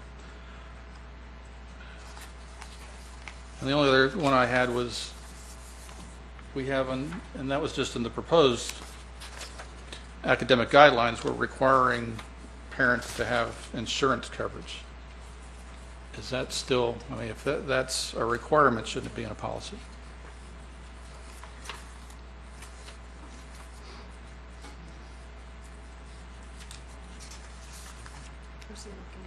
I don't know.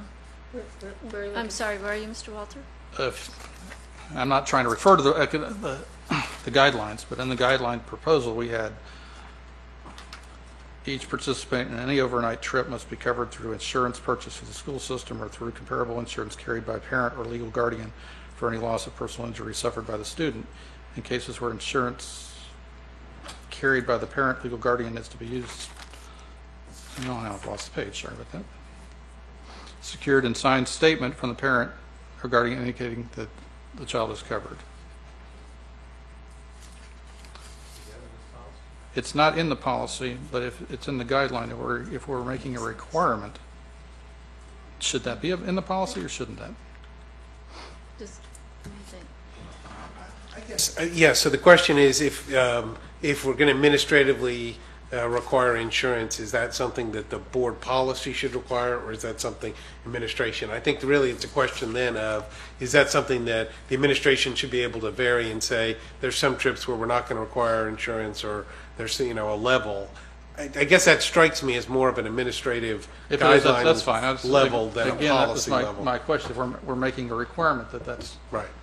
Well, we do have requirements, administrative guidelines. The main thing is that those can then be changed without formal board action. The generally you got board policy that says this is our policy. A great example is we don't want to turn people away because of economic hardship. If you want that, that's a policy statement. Then the decision of what is economic hardship or how we're going to define it, that would be an administrative decision. I tend to think that insurance coverage is more at the administrative level than a policy level. But you could do it either way. But it comes back to who can afford insurance and that type of... Right. So to me, that probably... May I speak to that? Yeah. That's a vital piece right now for school trips. We do that on student health. And the reason we do that is if there's an injury, we have to take the children to the emergency room. And if we cannot present at that time information, then we have trouble with treatment. So that's really, right now it is an attachment, but that's the reason why that developed for all field trips that are extended.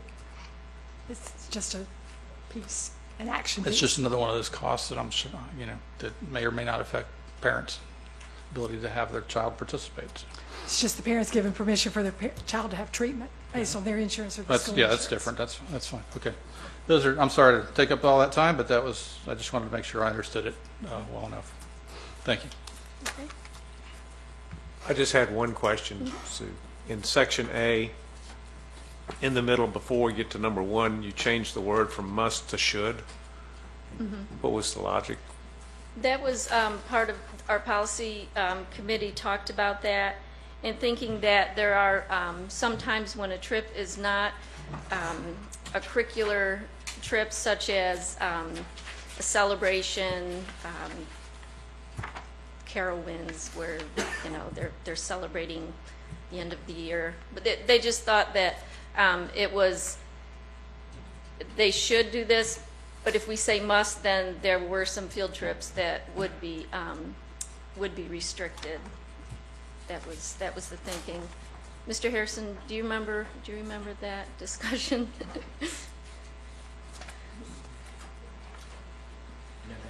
Okay, all right. I do. That was the discussion, that there were some that might not fit this criteria, but would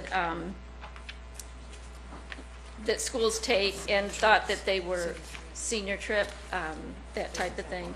Yeah, our principals were involved in that discussion also. Okay. And if anything, to give them more greater flexibility in making that determination. Yeah.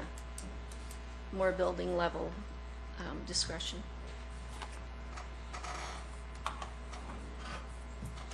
All right. Are you all finished with this one? Ready to move to the next one? All right. Let's go to 9020 facility design. Yep.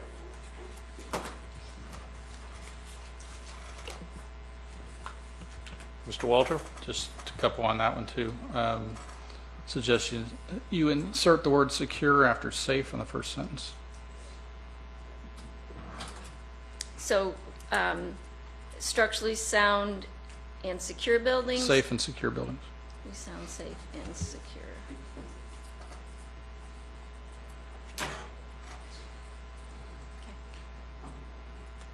And then on the second paragraph?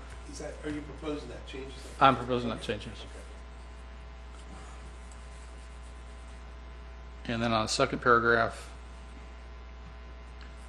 where we have plans must take into consideration the facility guidelines developed by the state of North Carolina. I mean, could we also insert some of our own considerations, such as technology and such as cost considerations, things of that nature? And that's a question. I mean, we're taking guidelines, taking this from the state, but is there things that we also as a board want to be considered when we're designing facilities. I think in this policy here, Mr. Walters, is the fact that they're looking at more for the size based on curriculum. The state guidelines that requires a certain size classroom and certain amount of facilities per thing. And that's where it's pertaining more to that than maybe our personal preference or our board preference that we would have in the type of construction we want you to have. Well, we've got construction standards policy. This is a facility design. Again, I don't. The construction standards are referenced in the last sentence of the first paragraph. Says construction standards as approved by the board should be used in the design. So you've got, I think it's saying you're going to have your local construction standards, use those in design. You also have to look at state requirements and the NCDPI. That's how I read it. I guess the question, so I'm wondering, my question, could we put our own thing in here like cost? Obviously, cost of the project is something that ought to be considered. Would this be somewhere where you would stick that? Or technology, for example, or does that go under construction standards? I don't. Well, I mean, I guess I would argue where we say the first sentence that we're committed to conserving fiscal resources, that is a commitment to try to minimize cost. Okay. I mean, you can. That's. Again, this is just a question from my perspective. I think we have an opportunity to be a little more specific. And that might be a good insert. But whatever the board's preference is fine with me. And then the end of that, last paragraph. I'm sorry, Mr. Walter, what were you suggesting that we put in there? I'm not suggesting specific language. I'm suggesting that as a board, do we want to put in additional considerations, things to be considered when we're designing facilities, such as cost, such as technology requirements. And again, I don't know. I don't have a specific thing. I really want to put it in there. That was raising the question. So maybe that was a policy committee discussion. And I guess there's an opportunity, because this is only first read, that there will be a second read and an opportunity to do that there. And then the last thing was, you had on the last paragraph, was this policy, you have a double and there. Was there a missing? There's just a typo. So there's not something that's supposed to be in between the two ands. Okay. Thank you. That was facility design next? Mm-hmm. Next is the new... pre-qualification? Yes, pre-qualification of bidders for construction products. And this is a new policy from the State Board. And clarify, is this an optional policy? It's an optional I'll just read their notations to us. Optional policy is provided for boards that use or want to use the construction management at-risk contracting method. Construction managers are required to pre-qualify contractors using a pre-qualification process adopted by the board. The policy is also required if the board intends to pre-qualify bidders for construction contracts. Can I ask, since Mr. Louder, since you're here to help explain that, for our public and for the edification of the board, can you describe what a CM at risk process is, or what CM at risk is, so that we will all be on the same page with you? Under construction management at risk contracts, you basically first hire a construction management team to come in and help you manage this project through design and all the way through construction. So then basically they take that on. Construction management at risk means they have somewhat of a risk because they have a duty to help you get to your intended goal. That's the at risk. And most of the time it's not a financial risk, because usually you have agreed upon a budget or something at the end. But by doing so, they take into consideration the contracting of specific contractors, the taking of bids, the management of that contract all the way through from beginning to end, pretty much after you have designed this. So from that standpoint, you don't want them to, you want to pre-qualify contractors, because you don't want them to go out and just hire anybody, because they're just, they have no obligation other than once that project's finished or through. So therefore, that requirement is here to make sure that they pre-qualify those, that the people they do bring to the table are qualified to do the work. Okay? Right now, I'm not sure we have a real need for construction management at risk. It's been used in a lot more of the cases, sometimes where it is financial, where they come into the thing with a financial goal and they have to manage to that risk, to that goal, regardless of what the costs are. Under the state guidelines, it doesn't allow that cost cap be put in under this type of policy, which that kind of goes out, well, high construction management risk is really not an advantage to you. So a construction management at risk, if you had a very small facilities department, then you might want to hire these folks in to help manage the whole construction process and be your overseers for the construction, because you don't have enough capability in your group to support that. If you have a very large building program, you may have several, that you have to just kind of farm out some of that technology. Okay. Thank you. Any comments on this specific policy? I'm trying to get my head around the purpose. What does this policy do for us that we're not already doing? I think it just gives you flexibility for the future. Again, we might decide at some point to do a construction manager at risk construction. If we did, we have to have a policy that addresses pre-qualification. So this is a model policy. I don't think we have an immediate need, but our suggestion is generally if there's a policy that we might need, it gives you flexibility. So if next year or 4 years from now you decide, yeah, we're going to use this approach, you will have already adopted a policy. I don't think we have an immediate need. I also don't see any downside. So I think since it was a suggested one and it's something that we might decide to explore, my suggestion would be to go ahead and have a policy in place. But again, if you decide we're not interested in that, or you want to wait until you get interested, you don't have to. I don't think you have to have this policy today. So this policy is not going to be implemented or made applicable in the immediate future? It's really only for gonna, anything on the current radar of our construction projects? I defer to. I'm sorry for the leading question, but I just. Not unless the board decides to go a different way in contracting our schools right now. If you're not happy with the way that the president, staff, or whatever is doing your contracting for your schools, and you wish to go and hire some other professional firm to oversee that, then this gives you that option to do so. It sounds like outsourcing. It pretty much is. Yeah, we're a large enough system. We're not doing that now. I don't see the need to implement a policy at this time. I don't like outsourcing. Well, I think our staff is. All this does is provide you some structure, and if you look at it, there's a lot of structure that if you didn't have the resources to support construction, you'd still have to put together a scorecard and how you're going to judge each of these. It's good to have the structure there and to make sure that you're abiding by it, but we probably would never use it in the near future. The other thing, we haven't had a lot of, it does allow pre-qualification under limited circumstances, even under traditional contracting. That's not something we've done. In other words, we typically do, we say we're going to build a school, we let everybody that wants to submit a bid.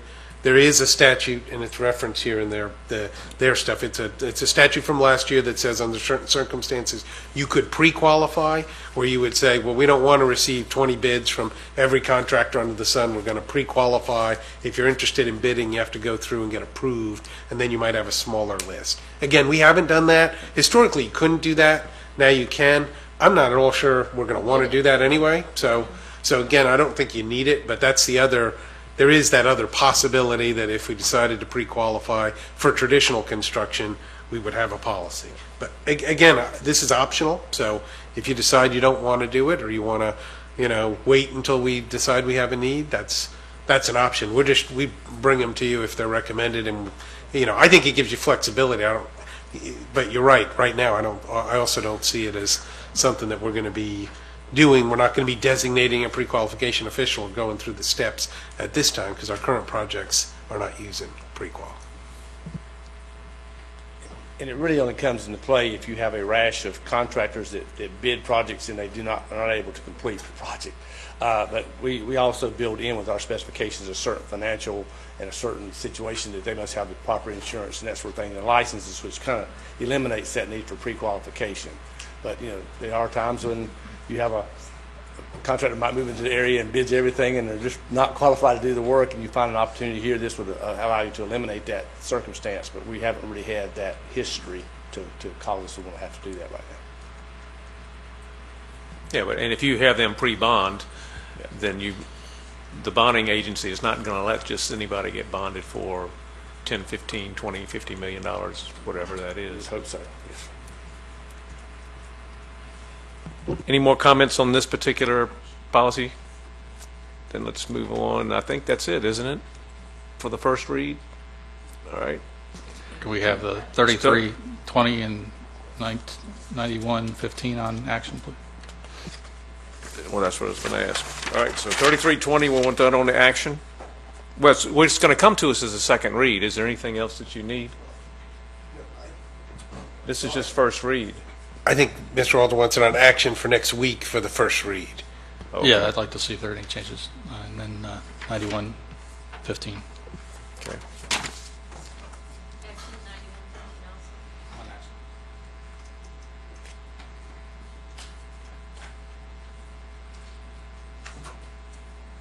All right. Let's move to 7.03, which is the second read on a number of policies here. Starting with 1710-4021, the prohibition against discrimination, harassment, and bullying. Any comments on that policy?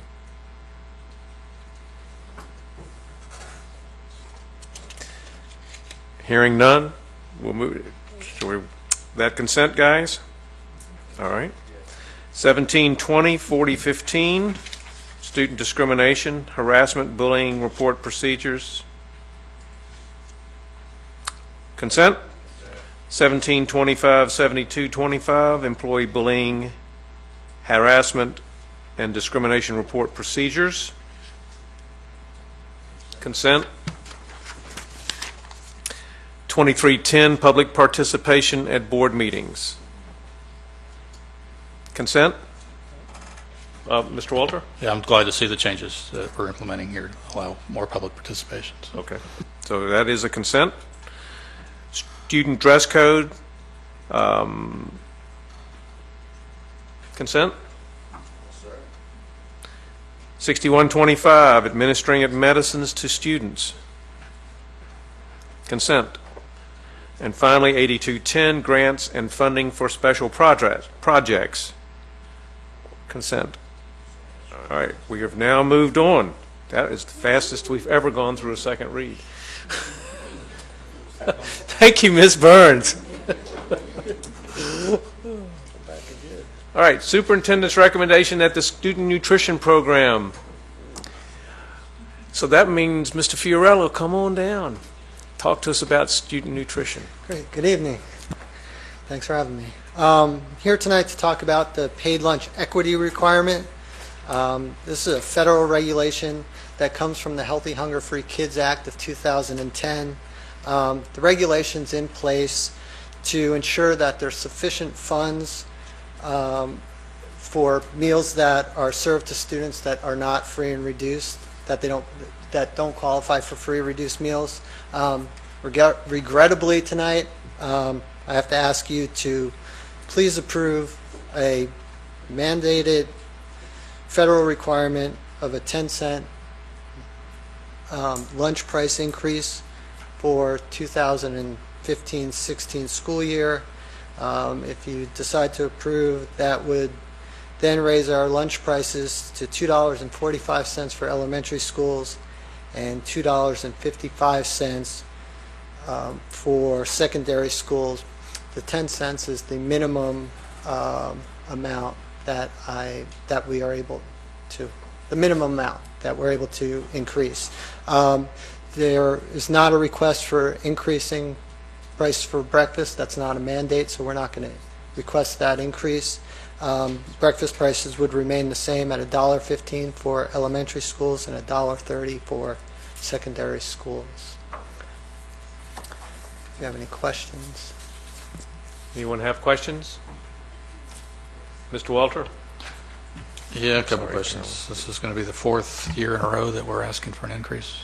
I believe so, yes. It was, I think, 10 cents, 5 cents, 10 cents, and now again 10 cents. I recall, I don't know which year it was, but you said that the minimum was only 5 cents. Why is it now 10 cents? Initially, from the first, when the regulation first did come out, it was 5 cents, and that did change.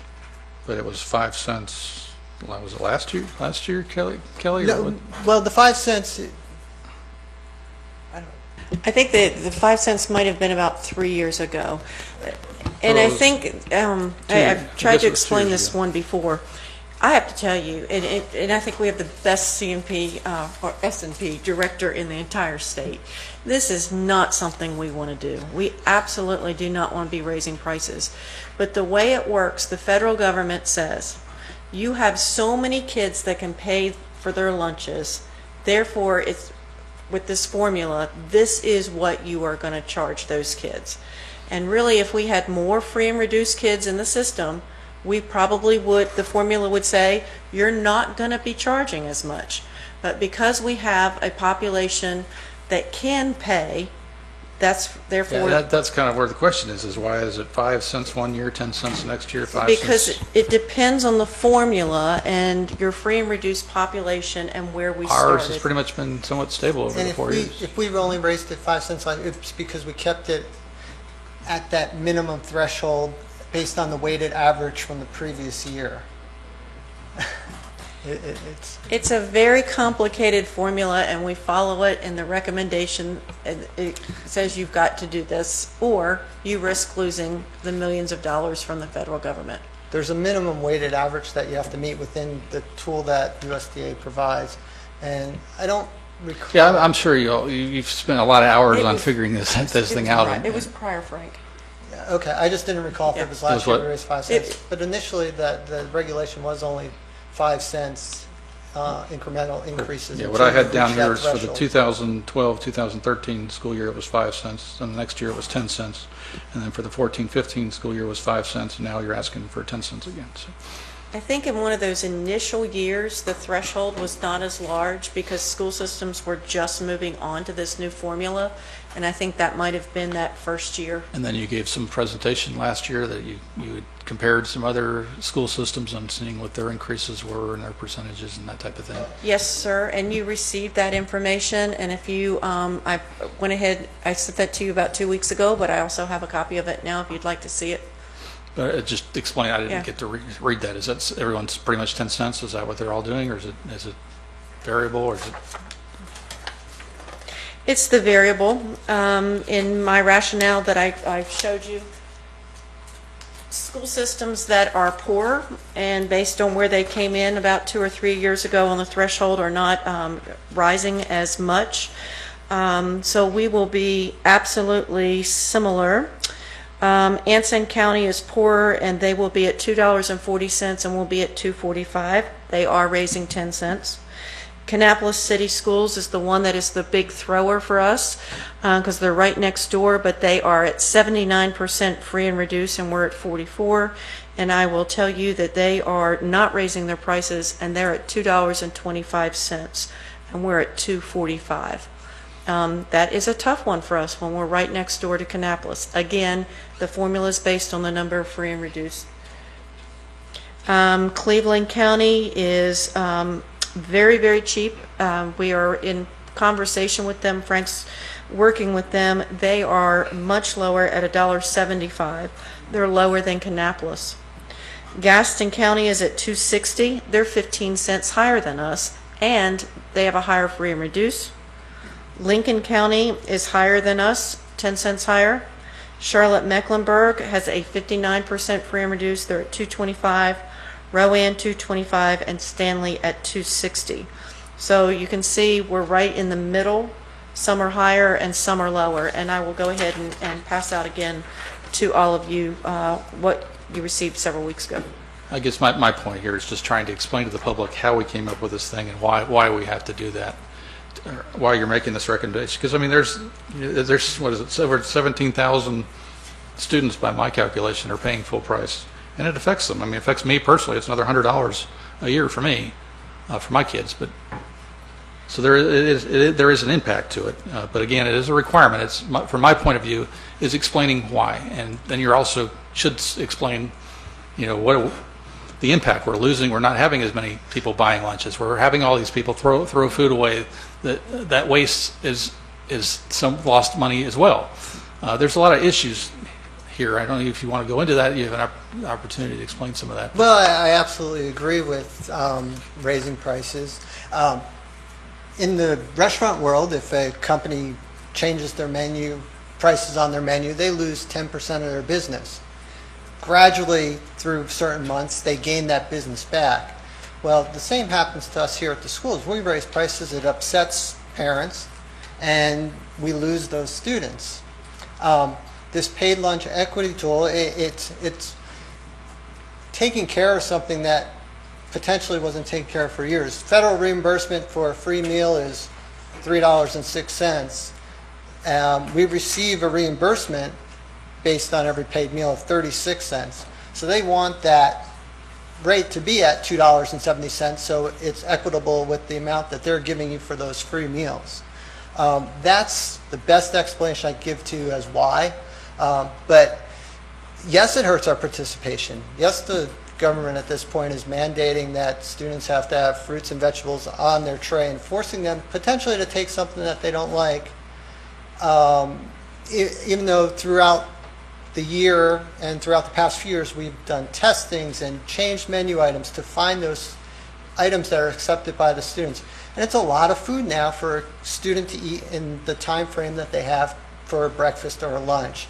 Yes, I absolutely agree with that. I recently had a conference call with the chief of child nutrition with Department of Instruction in North Carolina, and she has been lobbying and working closely with the USDA, and we're hoping that within some of the regulations they finally understand that school districts need flexibility, and moving forward hopefully we'll see some flexibility in some of those regulations that have hindered us, and also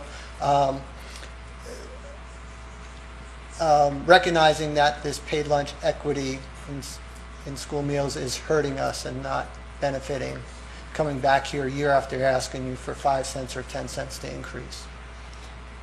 That feeling, Mr. Walters, that you have that as a paying parent, the government is essentially saying if you are above the free and reduced status, then you are helping to pay for that differential that Mr. Friarella mentioned. You're subsidizing, yes. So in a nutshell, this is a $7 million federal rock and a hard place. And the consequences of not charging enough to the Is that paying population the local pays? Is that they could take back that $7 million of reimbursement. And it would all fall to local. That's correct. So by taking this, we are not requiring the county to provide these $7 million.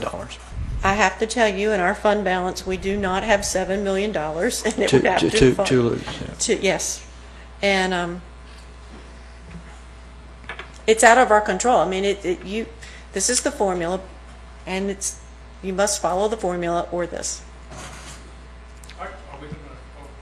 Yeah, I just want to add something that's kind of interesting, but it is to me anyway, because I went to school here, elementary school. I think 45 years ago, lunch was 25 cents, and a hamburger was 25 cents. And in today's world, okay, lunch is what, $2.35, and a hamburger is what, $3.50. So, you look at it that way, you're not even keeping pace with what's going on on the other part of the world. But I'm really glad you said that, because at $2.35 and next year it'd be $2.45, it is a solid, well-balanced meal. And if you were going to try to produce something of equity like that from home, it would be very difficult. All right. Is this consent or action? Just while we have a second here, our school nutrition staff does an excellent job. Excellent. Action? Okay. All right, so we'll move this to the action agenda, Ms. Monroe. Next one is roofing bids. Mr. Louder, please come on up. Good evening. This is some good news, I guess. You remember during your arbitration, you had asked for to have roofs for 5 schools, and you received $4.2 million during your arbitration with the county. And in doing so, we only had 3 schools then scheduled to do so. Well, the good news is we got those 3 schools bid, had enough money left over to actually do 2 more roofs. So therefore, we got all 5 roofs that you intended to have at the beginning for the money allotted. So, and Chuck Taylor and our staff have done a wonderful job of pulling those contracts together and getting those bids. And so at this time, we had bids for Mount Pleasant High School and J.N. Robinson High School, and they're not small schools. So we got 2 nice roofs for the same monies that we had originally thought we could only get 3. So by doing so, those bids came in under budget. We had 9 bidders on the Mount Pleasant High School and 8 bidders on the J.N. Robinson High School, and the same contractor was low on both cases, and we will be recommending award to AAR of North Carolina to do both of those roofs. We still have about $40,000 plus or minus dollars in that account. We also are including that the fall protection that I think y'all discussed a little bit earlier was able to be included in that price tag. And also with that $40,000 left over, we would like to be able to go to the contractor with Northwest Middle School, which has the raised roof, the raised standing seam roof, and talk to that contractor about adding a permanent ladder as part of his contract for that safety purposes with that money allowed to do so. But that's a change order we come down the road for that contractor should that money be available. All right. Board members, any questions on this? Will the new roofs for J.M. Robinson and Mount Pleasant High School be 10-year roofs, 15-year roofs? How are we in a position yet to? I think they're actually, 15-year roofs. I thought it's 15-year roofs, yes. And they're not going to be the rubber, because right now we have a problem with the buzzards and the rubber at J.N. Robinson, but they will be the neoprene roof, so that should be good shape. So these 2 roofs should last 15 years? Yes, sir. Yeah, I was going to ask Jay Robinson to come with a spear price. Well, maybe. Dead buzzard. All right. I have one. Oh, yes, go ahead, Mr. You're familiar with this company, the low bid? Yes, it's good reputation. No problem. And where are they located at? They're in Charlotte. So it's not too far away. And No, sir. this project should be done by the beginning of next school year, or is it? Yes, sir. That's the intent. I think it's outstanding that we were able to pull it in 5 projects here, and we only thought we were going to do 3, and I think that's a savings to our taxpayers. So.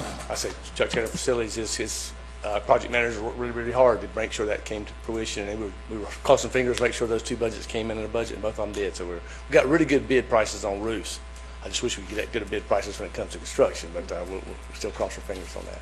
And do we know yet a start date and an end date for each of these projects, or will they be concurrent? When will the roofs start, and when will the roofs finish? I don't know if we established that start date. Do you know, Chuck? These 2 roofs should tentatively be done somewhere mid-July to August, beginning of August. Okay, those two schools will have new roofs that last 15 years by this August. By school start back up, yes, sir. Gotcha. Thank you much. I have one question, and that is actually on Odell. Are we putting fall protection on that roof so when we do that school? Could you find out for me? I will find out for you, but I'm almost sure that's included as part of the roofing. I thought it might be, but I just wanted to make sure we don't have to go back and retrofit something new with fall protection. So, thank you. All right, thank you. All right. Is this going to be consent? Yes. All right. Next up is the calendar. This is next year's calendar, board members. I think all of you have had an opportunity to look through it. Are there any comments on our calendar for next year?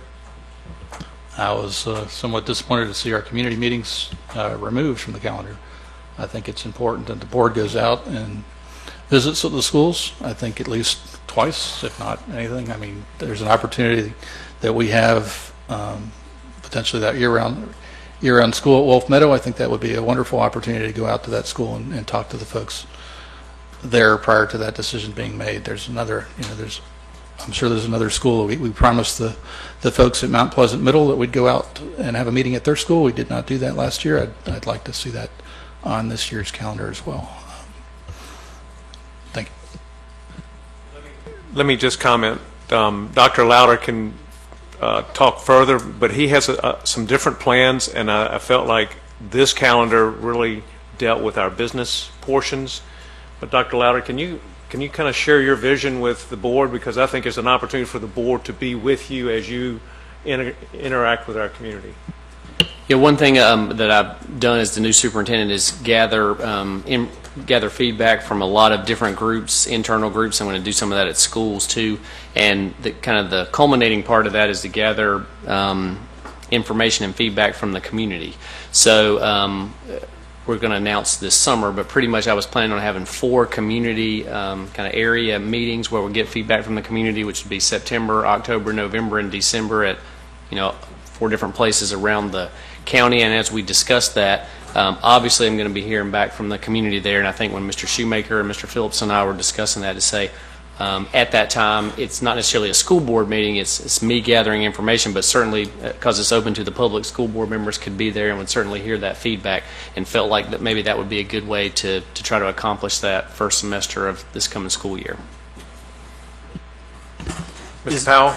Is your vision for that, would that be valuable to do on an annual basis, or is this just as a preliminary kind of kick-starting your superintendency?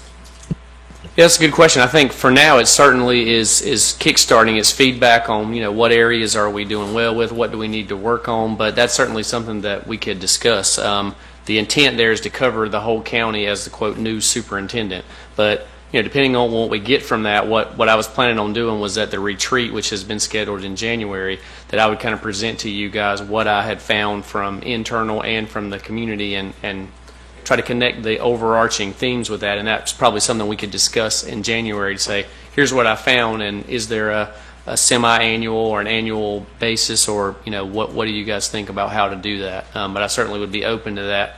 I just thought timing-wise that would be a good time to say, hey, here's what I found, present that to y'all, and then see how to move forward from there. Other comments? Now, if there's Mr. Walter? 4 of us at a meeting, if there's 4 of us that show up to this meeting, Yeah, I mean, in terms of the open meetings law, attendance at some other community gathering doesn't trigger it, but the board cannot meet and conduct any kind of deliberation or other action without giving proper But public it's- notice. it's- I don't. it'd be a school function at a school. It'd be a school function at the school facility. We'd all go to a football game. Yeah. I don't think the determining thing is not whether it's at a school or somewhere else. The question is whether it constitutes a meeting, an open meeting, which should be any time the board deliberated. You could not all go, or 4 of you could not go and to something held by this superintendent and have a discussion about, okay, we need to change the budget or take other action. Once you start deliberating and having a discussion, it doesn't matter where you are, that if you've got quorum for the board, that's a meeting and you need to give notice of that. So now you could attend a meeting and listen to what other folks said just as a member of the community. That doesn't trigger an open meetings issue. It sounds like these meetings are going to be open. If one option would be simply to notice them too, if you want them to become, if you know you're going to have people there and you want board members there, you can give a notice and convene it. I'm not sure if that's what Dr. Louder intends, though. Yeah, it's not. I mean, I would say what I'm trying to accomplish there is for me to gather information from the community, not for it to be a board meeting. Not that there's not times where you would do that, but in other words, you may be there, but you guys would not be fielding questions, or you guys would not necessarily be running that nor participating in that, but you're certainly welcome to be there. And then, when we got results from that, if you wanted to do something different, then that would certainly be something you could do. I guess I think that's a good thing for you to be doing, but I do think us as elected officials have an opportunity to go out to the schools and to highlight things that are going on, to hear the concerns, because we are the ultimate decision makers on a lot of those issues, especially the year-round school issue. I think it's a great idea, but then too, we had some results at Northwest, but then we had no results at Coulter Webb. So I don't want it to be a waste of our time. I'm all for going out and being with the public, but again, I don't want to waste a whole evening of our. Completely agree with you, Carolyn. I don't want to waste a whole evening of our time because we're all, we need to spend some time with our families. Well, at Northwest, that was a portion of another school event. It was combined with that. And it was wasn't good. It worked out well. But then if it was a we separate all, thing that had a makeup day, that was not we work out. appreciated Steve being at Coulter and Webb, Steve Morris being at Coulter and Webb. But I do want to be, to really be out there for the public. I agree with you 100% with that. But then, too, I want to make it worth their while because, again, we spend a lot of time away from our families, and we need to be with our families, too. So, I think we'll just kind of play it by ear with that. And Dr. Louder, if I can suggest, if any such invitation as what you're proposing could be targeted specifically to the PTAs, the PTSOs, the band boosters, those already formed organizations at each school, what used to be called the President's Club. There might, be some interest, from core organizations that function at each school to generate some participation in such an event such as this. However, just a general out to the community, y'all come kind of thing might, I don't know about how likely it is, but there's a strong possibility that it would be another low turnout event as other cases, but to target PTO presidents and band booster leaders and those individuals from each school would be a way of at least generating core audiences that would participate and have a lot of good feedback for us all. I can tell you, after talking with a number of teacher representatives from a whole bunch of different groups, that Mr. Louder will get good participation. He has been fielding the tough questions from a lot of different groups. And I interrupted one meeting over at the bus garage where the TAs were peppering him pretty good, and they enjoyed it. And everybody that I've talked to up to this point has really enjoyed it. So I think they'll get the word out that he's going to listen, and you can ask him a tough question, and he's not going to dodge it, and he's going to, maybe not know the answer, but get the answer. So I feel like the participation will be good, and I'd like the opportunity to give this a shot and see how it works, and take the feedback in January and go from there. Mr. Furr. Yeah, I'll add a little bit to that, but yeah, I'm with Carolyn. We've both been on the boards before, and we tried the community meetings, and really the success was very limited. But I agree with what Dr. Louder wants to do. I think he needs to get out there and like we've the kind of term that I've used, and I think Mr. Shoemaker's used. We let him get in the weeds. We need to stay out of the weeds every once in a while. So this is his deal, and we have plenty of opportunities to deal with the public. I mean, we go to events all the time. A lot of us do. So we don't need to be at everything. We need to let him do his deal and go from there. All right. Dr. Phillips. My 2 cents worth. I think the whole topic of communicating with the greater community, and particularly those who do not have children in our schools, is an important topic, and I hope that perhaps we can cover that in our retreat that we're having this Friday with you, Dr. Louder. I think that the experience we've had with the community meetings shows that our parents are busy, and that most people don't have time to put another meeting on their calendars during the week. I think what that tells me is we need to find other ways to communicate, to get feedback from the community. I know we have things like the parent survey. When I've looked at that parent survey as a parent, it doesn't ask the questions that I want to hear the answers on. I think we need to improve that. I think we need to have a coordinated strategy to go out and to interact with groups where they are meeting, rather than expecting them to come and listen to us at our meeting. So I hope we can carry this discussion a little bit more on Friday. Yes, thank you, Dr. Phillips. Board members, have you looked at the dates on this, and do you see any specific areas that should be improved upon, or adjusted? because I haven't heard any comments regarding that. One question I had from Ms. from Ms. Klutz was June 30th. You've picked as the date for our budget approval. Seems like it's the end of the fiscal year, and I didn't know if that is okay to have it that late. Because usually it's a week. Usually give us a week or something. So that is just those final adjustments that we need to make so that we can clear out all of the state accounts and take all the money that we can get our hands on. And to do that, sometimes it takes a budget amendment to do that. So the 30th works fine for me if you want to move it a little, because we've been traditionally doing it on a Thursday, the last week of the fiscal year. If you want to do it a little earlier or different, it's okay, but the 30th works fine for me.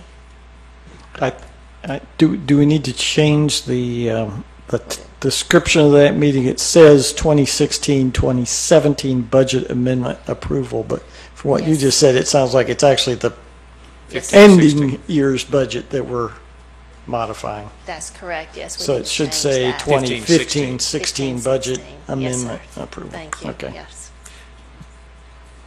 It's those loose ends that we're doing. All right. I don't hear anything. Is this going to be an action or a consent? All right. Action agenda. All right. Dr. Phillips just alluded to something on Friday. We're going to be meeting as a board to talk about transitioning our governance team with Dr. Lauder and a time to work together and try to get to know each other and to figure out each other's roles. In the afternoon on the same date, on the 8th, we will also be meeting with our county commissioners, and we'll be working with them on the county board's role in K-12 public education, and another opportunity for us to work together with them to find common ground and to show our community that we are trying to work together to solve some of our problems in our schools. So that is coming up this Friday.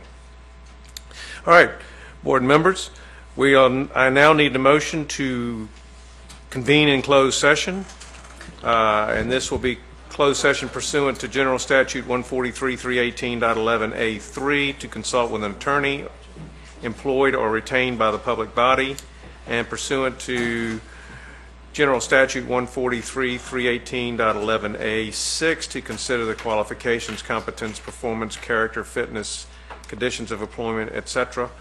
And finally, General Statute 115C-319 through 321. Do I have a motion? I'll make the motion as you stated it.